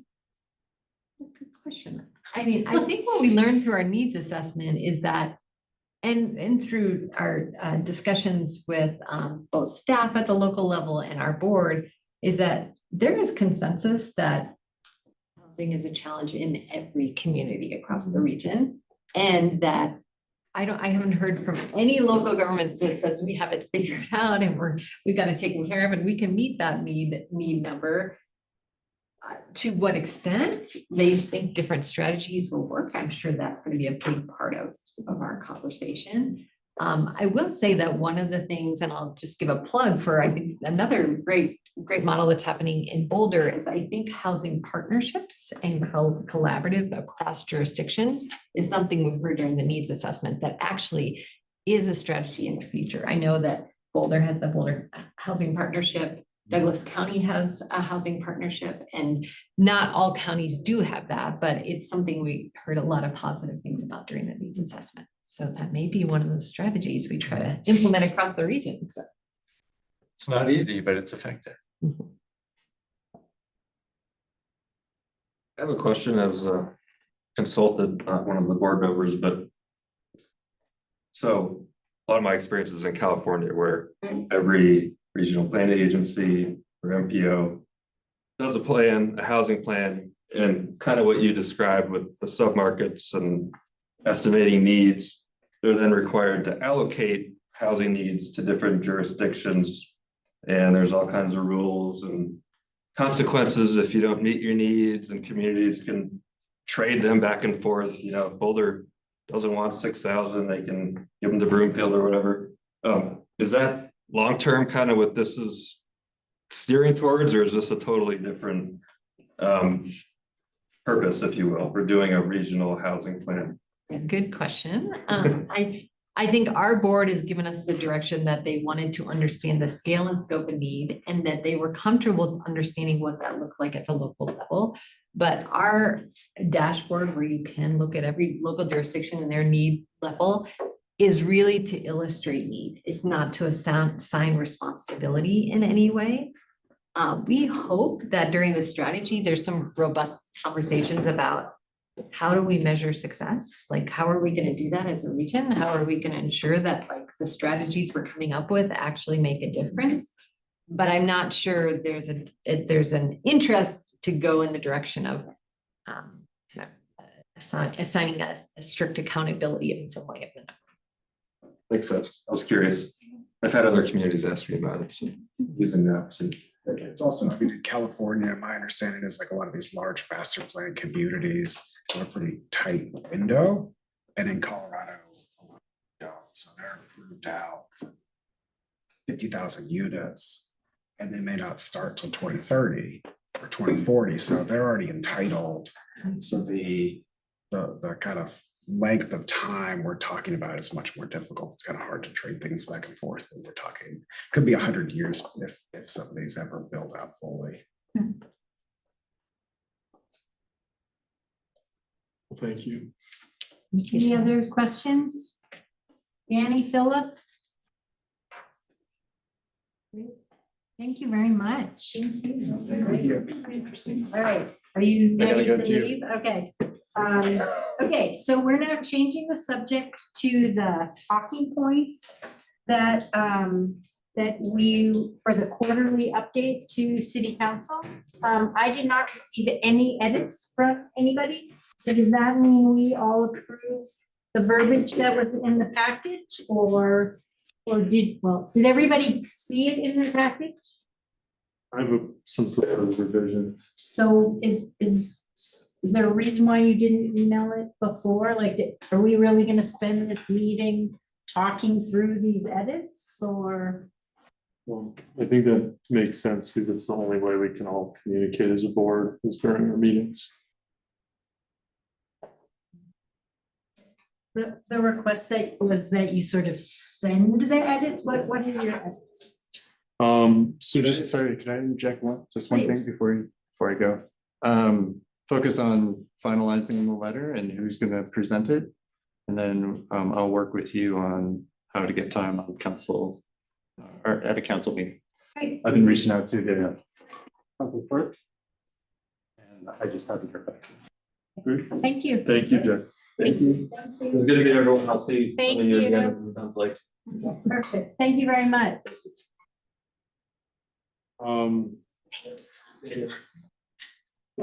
Pull up that was in the packet, yeah. Yeah, it's at the very end. So one little tweak, it sounds nitpicky, but I'd like to change relationships to relationship because I think this whole process speaks to the board's relationship with council as opposed to, you know, us as individual members having individual relationships. Okay, Um, so singular, not plural. Yeah, it's our Okay. collective relationship, Okay. you know. I like these first 2 points. I have no changes for them. I'd like to let me know all your thoughts, but I think this is also an opportunity to ask questions and just see how the council members react. Is maybe say, you know, on the issue of homelessness, is there a specific area that the city council would like advice from the housing advisory board? And then I guess we could do the same with the second one. Just sort of follow-up questions, because I'm hopeful that this is an opportunity for us to tell city council this is what we're doing, but also, what do you guys really want us to advise you on? I think that could be helpful to us. As sort of a reaction and a dialogue, and I think that speaks to the bigger picture here.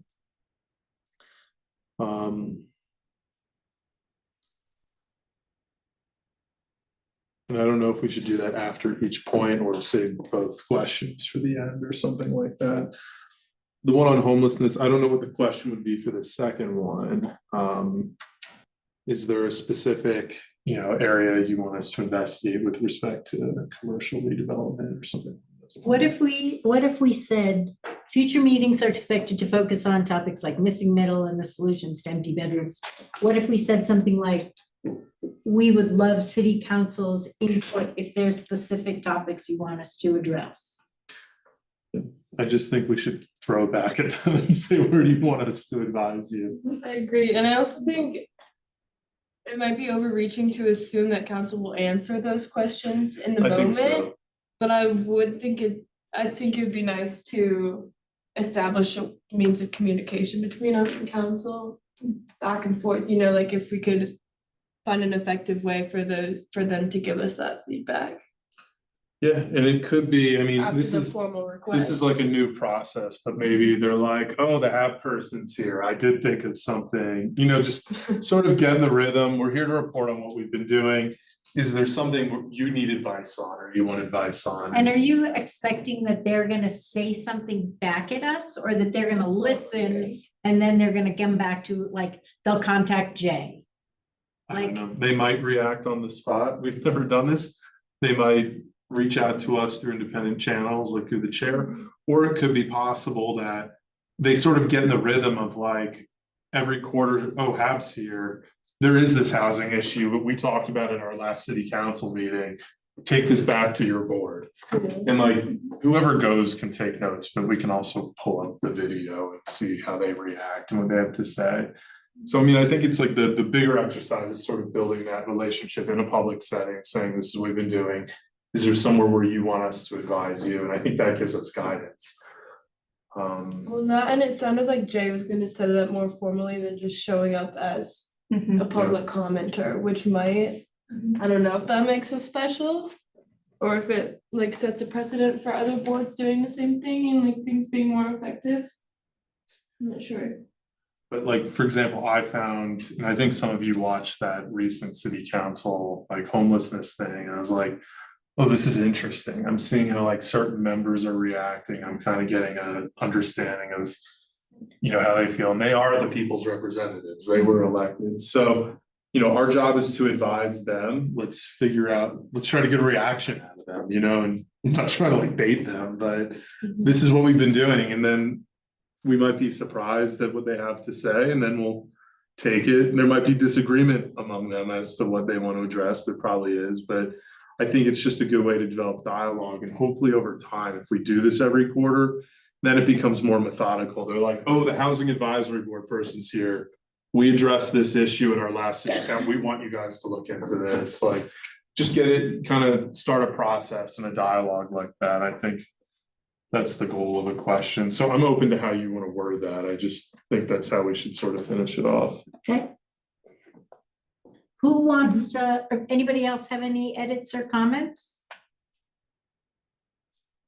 Okay, This is real nitpicky. I don't know. that's okay, you can be Do we nitpicky. do we have to congratulate them? I thought that was okay. I would just say thank you for your, I don't know what we're congratulating them on.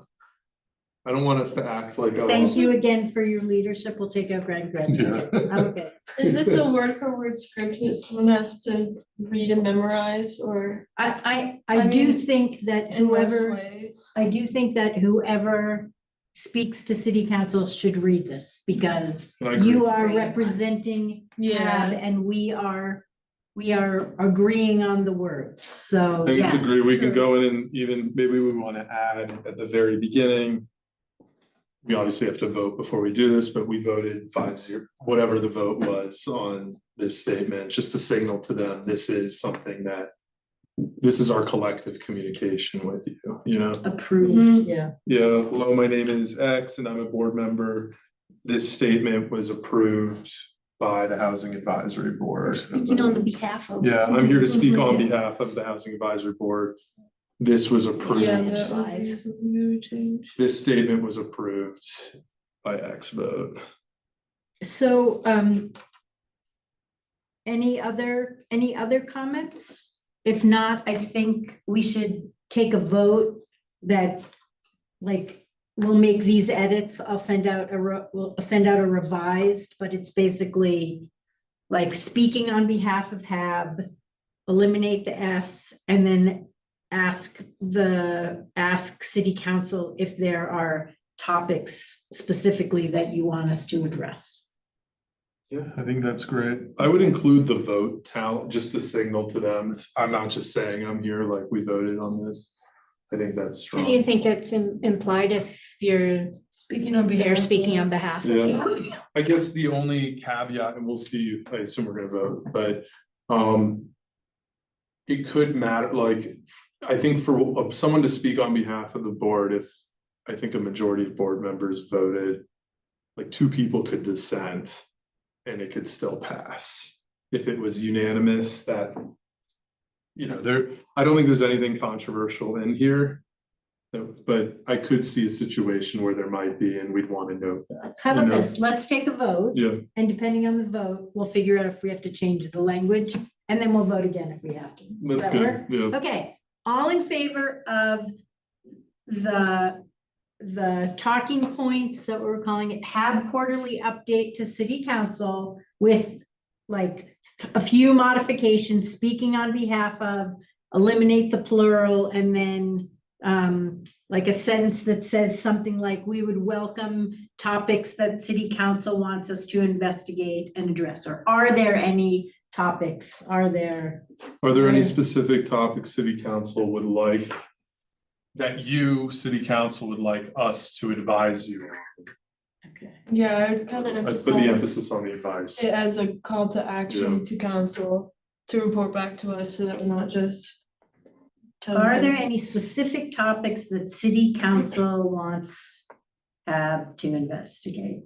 And advise on it. So. Investigate.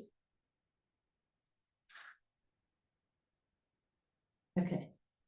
All right, all in favor of the Motion. motion? Can some, I second your motion. wait, I think somebody has to make a motion.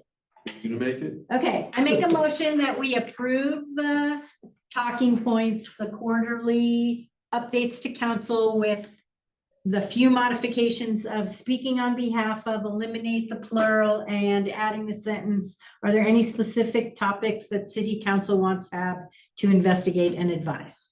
And congratulations. And eliminate congratulations. I second the motion. All in favor? Hi. Anyone? In favor. Philip, great, okay. So So who? that was It everything. it passed unanimously. So, does anybody want to be the speaker to present this to city council? I would be open to doing it first Great. time. All right, March 20th. Is that- Do we have to do Yeah, a motion for I'd like to that? angle, March. I'd like to angle towards being the next speaker in case the top, one of the talking points is an agenda item I get to add for next month's meeting. That's kind of preliminary, sorry, but. And, Okay, and to Karen's point, the whole I will stick, I'm just gonna say, yeah, I'm gonna stick to this script. you know? please, yeah. I might Okay. come up and be like, hey, but other than that, it's just gonna be reading the script. Great, okay, so approval of minutes. Can I, Yeah, Well, I guess we should, do we know when the next city council meeting is, or? That's what Jay was saying, that he would get with her after the Okay. responds back. I don't know when it is, but we'll find out from Jay when the next one is that we can sort of get our We have time. date slotted in, but I think it will be sometime in March. I assume I'll be good, if not, someone else can do it, but. could you send a copy of this to planning board? I think it would be good for planning board to see what HAB is. I love this innovation. You're trying to create a direct relationship to city council. Cause you guys have a bit more of a direct relationship to council, right? Well, we do, because we have to approve things that they have to, so there is a very, but housing is a critical piece of the development that we are looking at. And I think that HAB is kind of like this anomaly out there that we don't really, you formally don't weigh in on things. And Yeah. but since you're creating sort of this pathway to kind of expose what you're doing, just send a copy to planning board, perhaps. I think that would be a nice, a welcome thing. And Karen's I gonna would let people circulate the know. final one, and she could even give it to you, and Yeah. you can read it if you want. Well, I can let people, I can let the planning board know that, hey, look, HAB is up to, and here's their quarterly, or you can, however that works, but I think it would be nice if planning board could see it, I'm intrigued. As the liaison, do you usually report to the rest of planning board, like kind of what happens here, or? Cause this is a nice summary for you to bring to them. I know, that's what it's occurring to me, is Mhm. that, we don't, because you don't take legislative action, and again, it doesn't really impact the work that we do. But I think that you do bring a meaningful perspective to things, and that there isn't a pathway to planning board right now, like there isn't one to city council. Yeah. So things could get to us, if nothing else, just on paper. You don't have to come and present. Yeah, I think it'll be interesting to see what comes of it. I like that. I think it's a good way, our job is to advise city council, and I think this is a good way for us to say, this is what we've been doing. Is there anything specific you guys want? Yeah, I like that. And maybe it turns into something more, whereas, like I was saying, it's, like our third time doing it, they're like, actually, we have a list waiting for something. So, True. Be expecting us. Great. Okay. Anything else that people want to talk about with this, or can I move to approval of the minutes in January? Are there any edits or comments to the minutes? If not, I'll make a motion to approve the January minutes. Second. All in favor? Anybody opposed? All right, so passed. All right. Then, One more thing, you Sure. also have the edited November minutes. oh, and do you know what changed? It was the item E under section, Oh, I know, that it had to do with homelessness. yes. Okay. It was five, or I'm sorry, 6E. Letter E was removed, Okay, so it's no longer appears in. the I will minutes. make a motion to approve the revised. Sorry, could you say that again, Tiffany, to 6E? Right, so if you compare Thank you. previously, letter E has been removed from the new one. Based on the vote from last month to edit the minutes from November. Thank you. Okay, so I make a motion to approve the revised version of the minutes from November. I'll second it. All in favor? Aye. Aye. Any opposed? Okay, I think the rules say that if someone's silent during voting, it's a yes. You have a duty to speak out, say no. so I'm gonna assume that Danny and I think Philip that's the are rules, but I don't have them in front of me. All right, moving on. Matters from staff, we talked about an April meeting for advancing racial equity and the role of government. It will happen during our April meeting time. Which will also be when we have our new board members. Oh, good. Do we know who they are yet? Has They haven't it been appointed. voted? They haven't been Okay. appointed by council yet. So are we not having this March meeting anymore? Is it that the equity training? That's the one they're doing for April, Yeah, they're right? pushing it to April, so. that we Okay, can- I'm sorry, it's right in front of me. Oh, yeah. For whatever reason. it's- So Jay did provide in the packet the work plan, which shows like February, March, April. We are like, please add topics, right? Like if we can start scheduling out, what do we want our May meeting to be about? What do we want our June meeting about? Like express your interest in topics or discussions, then it gives us time to find speakers and get them, fill up our agendas. I feel like you. Question now about possible topics, or do you just want those emailed to you? Was it Phil? I'm either. I would say. How about while both? No. While it's kind of fresh, I'm sorry, there's three of us going. While it's kind of fresh, like the aging in place or like aging well in Boulder. As it regards to housing, I think is a really great topic. I Okay, remember when we went to, what was it called? That dinner in maybe December where it was like all the Housing and Human Services boards, commissions, Right. staff.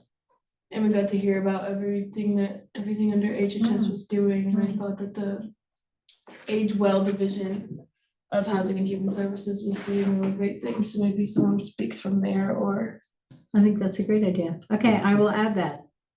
I know the construction defects, it seems like something you want to tackle, and I agree, I feel like that is something that should be tackled. Okay, I just don't know if that's something the city of Boulder can really do anything about. It sounds to me like that's a state law issue. I'm not I would aware. also say that there's a lot of activity going on right now to change the state law, and so I'm not sure how we would meaningfully add to those conversations unless we got kind of in front of it. But yeah, I think if anything, it would be more about educational for us. And Fairly confident, city council cannot really pass any ordinance that changes construction. well, no, but city council will certainly weigh in on any proposed state legislature, and we do tend to have a lot of kind of outsized influence in that area. So Yeah. All right, But it sounds like aging that just came up today. I think that's, I honestly don't know what the state of like housing for aging people is in Boulder. It's not something I've heard of, if it's an issue or what, but. So like BHP does have a building on like Moorhead by the post office on South Boulder Road that is focused on 55 plus. Yeah, So it's age restricted for, it doesn't provide any like continuum of care or right. like it's not assisted living, it's independent living for seniors. So that's like, I just feel like that's a demographic we just haven't talked about since I've been on the board, and just a thought I've had is it actually, I think there is a trickle down effect. If there's really good housing options for elderly people who are living at home alone in their house, maybe that opens up housing for others. So it's more of a collective issue. I think that's been one of my, or one of the, Jay and I had to giggle at it, but ADUs, and it's like the majority of work that I do for ADUs in my neighborhood are people who want to stay in the neighborhood and they can't find a new small house. Yeah. And so they build an ADU and then they rent the main house. So that Yeah. becomes a way to open up housing in amenity-rich neighborhoods for people and or their children, or however that works. The intergenerational living in addition to new people in the neighborhood, but the factor that could change that into ownership would be if we get to the point where we can sell ADUs. Then you start freeing up small new houses that are for sale. We don't have that in Boulder, and we're probably never going to get new small houses for sale in the city of Boulder. So single people who don't want a big place, maybe they don't want to live in a condo because it's unknown what the HOA fees are going to be over the years, et cetera, et cetera. This is a housing type that isn't really on anybody's radar because it's difficult. But my advocacy for ADUs is like, they solve a number of problems, but it's interesting. We have in the Holiday Project, they have a senior co-housing there, the gray or silver something. Silver Sage, so there are interesting, so it would be nice to see what options do seniors have in the city for diverse housing, because co-housing is different than say the Fraser Meadows or the housing authorities, options. If we pull together a panel for that, I can definitely help with connections from Silver Sage. That'd be great. Well, I think there's also like seniors in Boulder who maybe they have a reverse mortgage or they have a mortgage or whatever. They have this house that they've lived in their entire life, but they need income because they don't work anymore. And finding a convenient way to rent it out, get that income, create housing for other people, but also if they choose to stay in their home. I don't know if that's like a network or there's a matching service the city can do or something Well, I like think that. that's a topic that Aries Phillips working on for March. Yeah, and I think there's some overlap Yeah. there with aging and that issue. Yeah. So Philip, think about it. Well, yeah, one of the likely speakers actually talks directly about senior residents who own a large home and want to have someone in their house with them, good ways of finding good housemates. Hey, can I bring up a possible topic for some time in 2025? Please. One of the things Chip likes to bring up frequently is leveraging tax as a way of modifying behavior or markets or whatever. There's a lot of work going on in thinking about how to reform taxing for improving the housing market. The thing that comes to mind in particular is something called land value tax. And I think it would be great to identify an expert to just come give a presentation to educate us about how land value taxes work, how we might elevate that in our conversations in the community and in the state. And yeah, that's my idea. Taxes, like, it's above my head. I kind of have some idea of it, but would the board like hearing from like, I could try reaching out to a tax law professor at the law school and see. Is that something, I mean, they would know who they're presenting to. This is not, income tax class just from law school, I but guess that's fine as another topic. I had kind of a specific suggestion about doing a deep dive on land value tax. do you have someone in mind who can do that? I have someone in mind who I have folks that I think can find me somebody. Maybe we do, I know it sounds boring, but maybe we do a session this year on tax solutions and learn more about it. Would that also include something like vacancy taxes or second home taxes? Or is that a totally different thing? I think the package of how can tax be leveraged to make housing more affordable in the city of Boulder. That's how I'd frame it. I'd email a professor and say, can you come up with a 30-minute presentation to mostly non-lawyers? I know I haven't even taken a tax law class, so I don't practice tax. So here's what I propose. I'm taking notes. So we've talked about like aging well and aging in place. We've talked about construction defect and taxes like land value tax, tax solutions, second home, vacancy taxes. So I will, I have one more. wait, so I will have those and Karen's one added to these, and then we can flush out what month it will be, who's gonna help find speakers. Okay, I just wanted to catch, Danny, are you still there? Yeah, I don't know. Danny, come to the computer. I'm here, yeah. Sorry.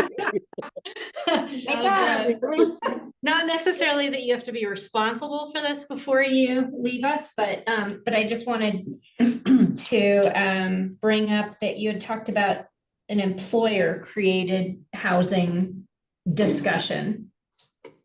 What were you thinking about that, and what? Well, just, the whole notion that, employers can and should help carry the burden, and there's a lot of benefit for them as well, in terms of having housing programs for their employees, so that their employees can live and work in the communities in which they serve. And so it's become more common with school districts. It's become more common with fire districts. List goes on. Ski resorts certainly is a big one. That's a big generator. That's kind of where it all originated from as well. And so just the whole notion of how that plays a role in the overall approach in the overall program. Is Well, that I love this topic. happening anywhere in the county by any employers that anybody knows about?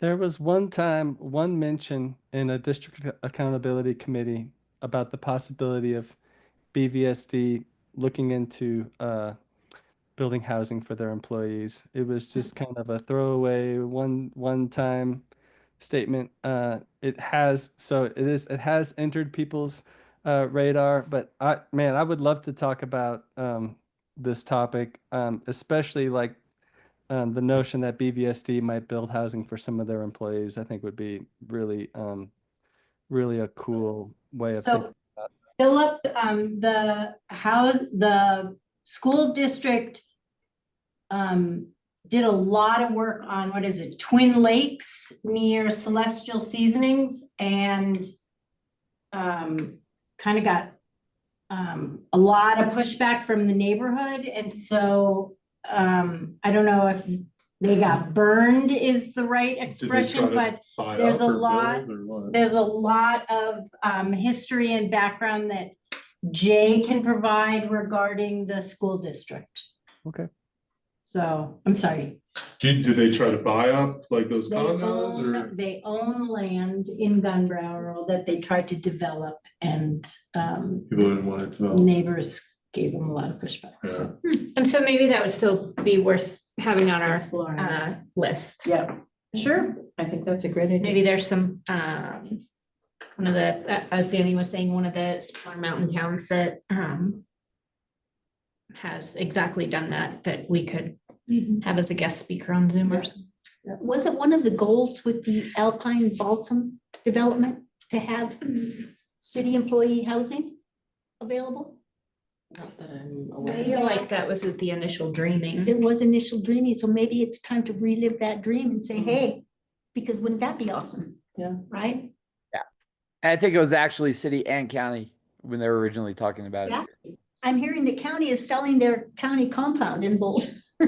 So they may not want housing here, but you know, it might be a good time to remind people that, hey, the city owns this land and why not house some of the employees that aren't able to live in Boulder right now? I love that idea. All right. Any other ideas or topics that people want to talk about? No, but I like doing this work plan and having it every week and we can kind of have this type of conversation every month at the end of the meeting. Maybe we'll It's helpful. add the work plan to the agenda. Yeah, I don't know if we've always been in, or known that we could be involved in creating it. So that's nice. I think it's a great idea. Yeah. Just a meta comment about this process. I know I kind of bungled putting together the panel for sharing housing, you know, sharing bedrooms. I kind of miscommunicated a little bit and was hopeful that it would happen this evening and got sent various emails to different people as I was you know, I'll just say it's a little bit tricky trying to assemble a panel for an agenda item you don't know is approved or on which date. And so and I could have just done a lot better about so maybe it's just a cautionary tale. I could have done a lot better about back and forth with Jay and with Michael to understand what was up.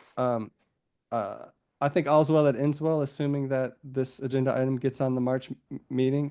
If not, I'll have some embarrassing emails to write. Anyways, I just thought I would point out that our process for delegating this task and how you go about assembling a panel and inviting people is from my perspective, we need to work it out just a little bit more so that, and again, I could have been more mindful and just a little more proactive instead of just sending out emails. But Philip, I think you raise a really good point, which is like historically, Jay and the chair and the vice chair are the ones who organize the panel. And then you came up with a great idea and we were like, great, go find speakers. And I think that there was a miscommunication in terms of which was the best month to have it in. And that's why I really like this idea of maybe we add to the agenda, the work plan, and everyone on the board make suggestions about what should get added. And if we decide, okay, in June, we're gonna do the aging well, and here are the people who are gonna organize the panel, and in, you know, July, we're gonna do employer created, then it just improves the communication of who's gonna do the panel recruiting and what month is it in. So I agree, I think it was a little bumpy, but we're sort of charting new territory by having someone other than Jay and the chair organize it. So thank you, Philip, for taking the initiative and then pointing out that it was a little bumpy. I'm sorry, I kind of didn't anticipate it. And so I kind of just mentioned it as a way of saying, like, the next person who assembles a panel that's not the chair or vice chair, maybe get a little advice first. That's it. All right. If there's no other topics, then I am going to debrief the meeting and maybe we get to adjourn a little early. So today we had no public participation. We had Sloan and Andrew provide a nexus fee about charging for demolitions and additions to create more money and kind of bridge a gap where we weren't really collecting fees. Then we had Dr. Cog present, both Zach and Sheila presented about their regional housing strategy and needs assessment. We approved a slightly revised version of our quarterly update to council.